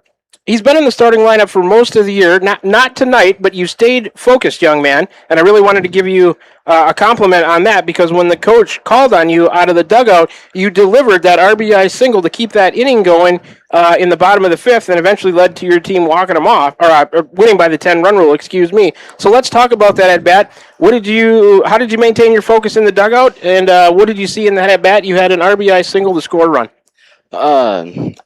I don't really know. I just was trying to keep my teammates up and got up there, got 2 strikes on me, and I told myself that I'm not striking out tonight. And just got up there, saw the pitch come right down, took it off the hands a little bit. Yep, but that's okay. It found grass, and drove in a run, and that kept the rally going. Let's mention all those guys who had really good at-bats there in that bottom of the 5th. Like you already commented on, Coach, that Miller got in that run down long enough to create a throwing error there and I think score that run from third, right? Yeah. As he was in that rundown. Then Keegan Young with an RBI ground out that you talked about scored a run. Parker, RBI single, scored a run. Creek Kite, after coming back into the game, has that heat exhaustion? He was just feeling a little bit. Well, he must have got right in the dugout, and you brought him back in at the right time for a pinch hit opportunity, or I guess a re-entry. It would be, and he had a single to score, too. A Millard single, they helped out with an E9 I gave in the outfield out there. Scored another. A Kirkhart fielder's choice with an E1 scored, too. Again, you guys are just keeping the pressure on the defense here. You can't help if they create errors or not, but your at-bats are putting the ball in play and forcing them to make plays. If they can't make it, well, so what, I guess. And then a young grounder with an E6, Oribiana, who moved from catcher out to short, couldn't handle it out there, and that scored the final 2. So what I saw in that last inning is just a bunch of good at-bats by the Warriors, staying tough, putting the ball in play,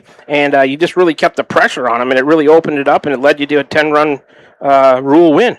Yeah. You touched on it. I told Parker after the game, it would have been real easy to, come in and hang your head, first game not starting and so forth. I just thought it was time to, see what else we had and maybe give him a chance to reset. And, he came in and answered, believed in him, trusted in him. And, I'm sure his teammates were really happy for him as well, coming in there with that pinch hit RBI. Yeah, absolutely. Yeah. I mean, that was early in the inning. So I think that made it 5-2. Yeah. And they just kept rolling after that, scoring another 7 to finish it off. Yep. So, hey, just a big congrats to you, staying focused, and a great at-bat there to help your team out. Let's talk about Eli McKinney a little bit. A really good effort for you on the mound today. Let's get his line. He goes, I guess he would have went 5 innings for you. Giving up, the 2 runs on 5 hits, 1 walk, 2 strikeouts. Had a wild pitch, hit a batter. It really used the Warrior defense to his advantage, I thought, which Eli does most of the time when he's on the mound. Doesn't have the dominating 12, 13 strikeout stuff, but that's not the way he pitches. He's a battler, a grinder, uses his defense to his advantage, and you guys, just a couple of errors tonight, backed him up well, I thought. Yeah, I think our guys, we've been talking a lot to them about, hey, we're not asking you to go out there and, strike out 12 and win a game for us. We're asking you to go out there and give us a chance to win, throw strikes and give us a chance to win. And that's where, that's a big change from where we were at the beginning of the season. We were having trouble being around the zone and so forth. And, tip your cap to the kids, that, making these adjustments and giving us a chance. Right. Well, back-to-back wins on the homestand, and that takes the Warriors total to 4 on the year. So you're stacking wins in the right column, and that's a good thing. Parker, just want to congratulate you once again, staying focused in the dugout, coming in and having that quality at bat to keep that rally going for your teammates there to continue that fifth inning and get the 10-run win tonight over Danville by a score of 12-2. Quickly, for you guys, we get a day off tomorrow on Wednesday. Weather looks questionable the next 2 days with thunderstorms in the area. We're supposed to finish off the homestand with Central Lee here on Thursday. Second time around already in the conference before we face New London one time. So this will be the second time we've seen Central Lee. So a little bit of a weird scheduling quirk there, but weather permitting, we'll be right back here to finish off a 5-game homestand. Right back in the South Division of the Super Conference, Central Lee, second place behind Mediapolis. We know what the test will be there, but you guys take some good momentum after 2 wins into that second matchup with the Hawks. Any thoughts about what we're going to see, what you guys hope to do, or something about Thursday's game? You're going to see 17 guys in that third base dugout battling every pitch, and that's one thing I can assure you. All right. Well, that's what we'll be looking for. Hey, guys, thanks for stopping up and talking to us in the postgame show brought to you by Crane Concrete Ready Mix. Congratulations to you, head coach Ron Walker, and all your troops. Parker, like I said, another big congrats. You'll be my player of the game today. Brought to you by Pilot Grove Savings Bank, serving you for all your financial needs. Proud supporter of the Van Buren County Warriors. Congrats on that good at-bat. Way to stay focused. I'm sure we'll see you back in the starting lineup in the near future. Hopefully. All right. Okay, thanks, guys. Appreciate it. Yep. Thank you. AJ, we'll take one more break, whatever amount of ads we got to spin up. Thanks, Coach. Appreciate it. I'll send you some stats. All right. And thanks, guys. Yes, thank you. All right, AJ, what do we got left there for got a 3-minute left, and then we'll come back and put the finishing touches on this one. All right, let's do it. 3-minute break coming at you to finish things up. When we come back, Warriors get a win tonight, 12-2 over the Danville Bears. You're tuned in to Warrior Baseball right here on the Atomo Radio Group YouTube Sports Channel. Refresh your skin and feel your best with a visit to the complexion company Laser and Aesthetics in Batavia, your premier destination for ultimate head-to-toe care. Boost your energy with premium IV hydration drips, experience the skin-smoothing power of microneedling and medical-grade chemical peels, or try their state-of-the-art M-Sculpt Neo and M-Cella treatments for body sculpting and wellness. They also offer expert permanent makeup, lip blushing, and clear skin acne scar treatments. Book your visit with the complexion company in Batavia today. Hi, this is Amanda Manning Morris. Farmers and ranchers, we know your work is the backbone of our community. At First Iowa State Bank of Keosauqua, we're proud to offer ag lending solutions tailored to your needs. Whether it's land, equipment, or operational expenses, we've got the tools to help your operation grow. With competitive rates, flexible terms, and local experts who understand agriculture, we're here to support you every step of the way. Partner with a bank that knows the land and stands by its people. First Iowa State Bank, your ag lending partner. Member FDIC, Equal Housing Lender. This is Van Buren County Superintendent Jeremy Hisson, and this is your Van Buren County Community School District Weekly Report. We want to congratulate the class of 2026. We wish you the best of luck with your future endeavors. Always remember, if you need help, support, or guidance of any kind, please reach out to a member of our team. We'll gladly do what we can to assist you. We want to thank our staff that are retiring or moving on to new adventures for all that they did for our students. We still have a few openings in our district. Please contact us if you're interested. Here in Van Buren County, we have one goal: be a great school for all kids. Warrior Pride, countywide. Are you thinking about or ready to build that home or shop or deck that you've been dreaming about? Come see us at Dowd's Lumber and Home Center in Dowd's, and we will transform your dreams into reality. By using our 3D computer-aided design system, you can see and walk through your dream project. After your project is designed, we can generate a detailed material list to see if it fits within your budget. Contact Mike or Josh at Dowd's Lumber and Home Center to get your project started today. 641-936-7115, or check us out at dowdslumber.com. This is Jeremy with Cranston Family Funeral Home. I want to take a moment and say thank you, not for choosing our funeral home, although we're deeply honored when you do, but for showing up for your neighbors, for supporting small businesses, for standing in line at visitations and hugging people you maybe haven't seen in years. That is what makes our communities feel like home. At Cranston Family Funeral Home, we don't believe in flashy promises. We believe in showing up quietly, respectfully, and doing the work that matters when it matters most. So from our family to yours, thank you. We see you, we are grateful for you, and we'll be here when you need us. Call. I got a pair of clogged toilets. 2 pair, dripping faucets and leaking pipes. Full house, boys. Flooded basement, ruined water heater, and a wild card, broken sump pump. Gentlemen, whatever your plumbing issue may be, call Roto-Rooter on Gateway Drive in Ottumwa. The drain cleaning and plumbing experts, residential and commercial, 24 hours a day, 7 days a week. Oh, and one more thing. A royal flush always beats a full house. That's a bunch of crap. Shopping for a quality used car? Check out the inventory at Smithburg Automotive Lot at 1503 West Burlington Avenue in Fairfield. Need repairs? They've got you covered at the South 23rd Street location. Call 641-472-2454 or visit smithburgs.com. Need quality used parts? Head to Smitty's Auto Recycling on West Grimes in Fairfield. They've got fresh inventory arriving all the time. Selling parts or have a wrecked vehicle? They buy unwanted cars too. Call 472-4200 or stop by to see what's new in the yard. We're back with the Van Buren County Warriors on the Ottumwa Radio Group Sports Network.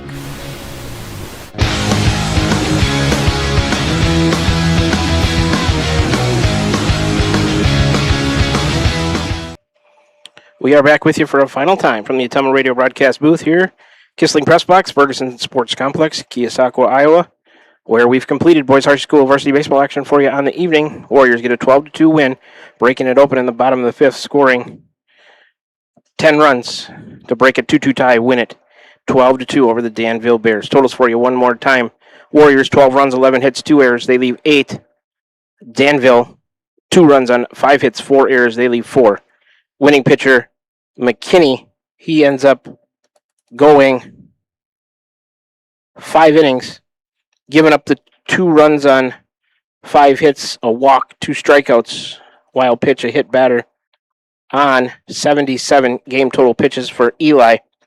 The loser is Graylin Walker. He ends up going 4 2/3, and he gets, I believe, 8 of those runs charged to him on 9 hits, issued 5 walks with 5 strikeouts, a wild pitch, 2 hit batters on 102 game total pitches for the loser, Graylin Walker. Time of the game tonight, 1 hour and 52 minutes. Player of the game, brought to you by Pilot Grove Savings Bank, serving you for all your financial needs. Proud supporter of the Van Buren County Warriors, it is Parker Boley. Head coach Ron Walker had a nice interview with him and Parker as he brought him up to talk to us here as we finish up the post-game show, brought to you by Crane Concrete Ready Mix. So, after tonight's game, Danville falls to 0-7, 0-2 on the road, 0-5 in the South Division of the Super Conference. They're in action next Thursday of this week, June 11th, at Burlington Notre Dame for a 6 p.m. start. Danville trying to start all their games at 6 p.m., I guess, because of no JV team. After tonight's ballgame, the Warriors improved to 4-7 on a couple of game winning streak, 3-3 at home, 1-4 now in the South Division of the Super Conference. They are, New London had one win in the South Division as well, so they'll probably be tied with them. Danville's still looking for their first win in the South Division of the Super Conference, but the Warriors improved to 1-4 in conference play. We're in action next, scheduled for this Thursday, also June 11th, home. Finish out the 5-game homestand against Central Lee before we go back on the road at Mediapolis on Friday. 7 p.m. first pitch scheduled for on Thursday. Be weather aware, though, as severe thunderstorms due in the area in the next couple of days, as the humidity probably going to get out of here for a little while, and that'll feel good, but we'll see if it lets any baseball games be played or not. So, as we start to put the finishing touches on this broadcast, I'd like to thank all the viewers tonight, as I always do here in the post-game show. If you had us tuned in on the Ottumwa Radio Group YouTube Sports channel, you know where to find us. A big thanks for doing so. If you chose to make this broadcast part of your evening on June 9th, 2026, you know that we couldn't do it without you. If you got us on the way home listening to the post-game show, enjoying the interview, and the rest of the conclusion, big thanks for tuning in. Please drive safely. AJ and I will do the same. I'd like to thank all of our sponsors, as I always do in the post-game show. I'll run through them for you one final time. The Van Buren County Community School District, Crane Concrete Ready Mix, Dowd's Lumber and Home Center, The Complexion Company, Slayton Polaris, Cranston Family Funeral Home, the Van Buren County Hospital, Dixon's Mattress Outlet in Bloomfield, Pilot Grove Savings Bank, Dowd's Quick Stop, Smithburg Automotive, Roto-Rooter, and First Iowa State Bank. If you're in the area and need some business, please make sure you give these sponsors a chance. They are the biggest reason why these broadcasts can be viewed by you on the Ottumwa Radio Group YouTube sports channel. If you're not currently a sponsor of Warrior Sports and you would like to be, you got to get a hold of Margie at OttumwaRadio.com. She would be more than happy to set you up with an ads package that's to your liking. You can feel good about getting your business name some advertising, feel even better about sponsoring the kids and Van Buren County Warrior Sports. Once again, if you'd like to sponsor Warrior Sports, get a hold of Margie at OttumwaRadio.com. One more time for you, the totals. Van Buren County 12 on 11, 2 errors, they leave 8. Danville 2 on 5, they leave 4, or have 4 errors and leave 4 runners on base. The winner is McKinney, the loser is Walker. Time of the game, 1 hour, 52 minutes. Next broadcast for us, scheduled for Thursday, right back here at the Ferguson, 7 p.m. first pitch, 6:30 pregame show. The Central Lee Hawks, a tough matchup for the Warriors. They come to town. We'll see what Van Buren County can do against them. So that's going to about do it here for us. On behalf of my cameraman and on-site producer this evening, the incomparable, needs no introduction, one and only, Mr. A.J. Rowe. My name is Shan Moquin, your play-by-play voice of Van Buren County Warrior Sports. AJ and I, along with the Ottumwa Radio, we're back again for the sports seasons of the 2025-26 school year, and happy to do it. We will both wish you a very pleasant rest of your Tuesday evening and say so long to you from the Mildred and Eddie Ferguson Sports Complex here in Keosauqua, Iowa, where the Warriors defeat the Danville Bears in boys high school varsity baseball in the Southeast Iowa Super Conference South Division by a score of 12-2 after 5 innings. We will talk to you next on Thursday evening, weather permitting, about 6:30 for the pregame, 7 o'clock first pitch, the Central Lee Hawks in town to close out the homestand against our very own Van Buren County Warriors. Until then, you've been tuned into Warrior Baseball, streaming live tonight, as we will all season long, right here on the Ottumwa Radio Group YouTube sports channel. From the Ferguson Sports Complex in Keosauqua, Iowa, a victorious night for the Warriors. Good night, everybody.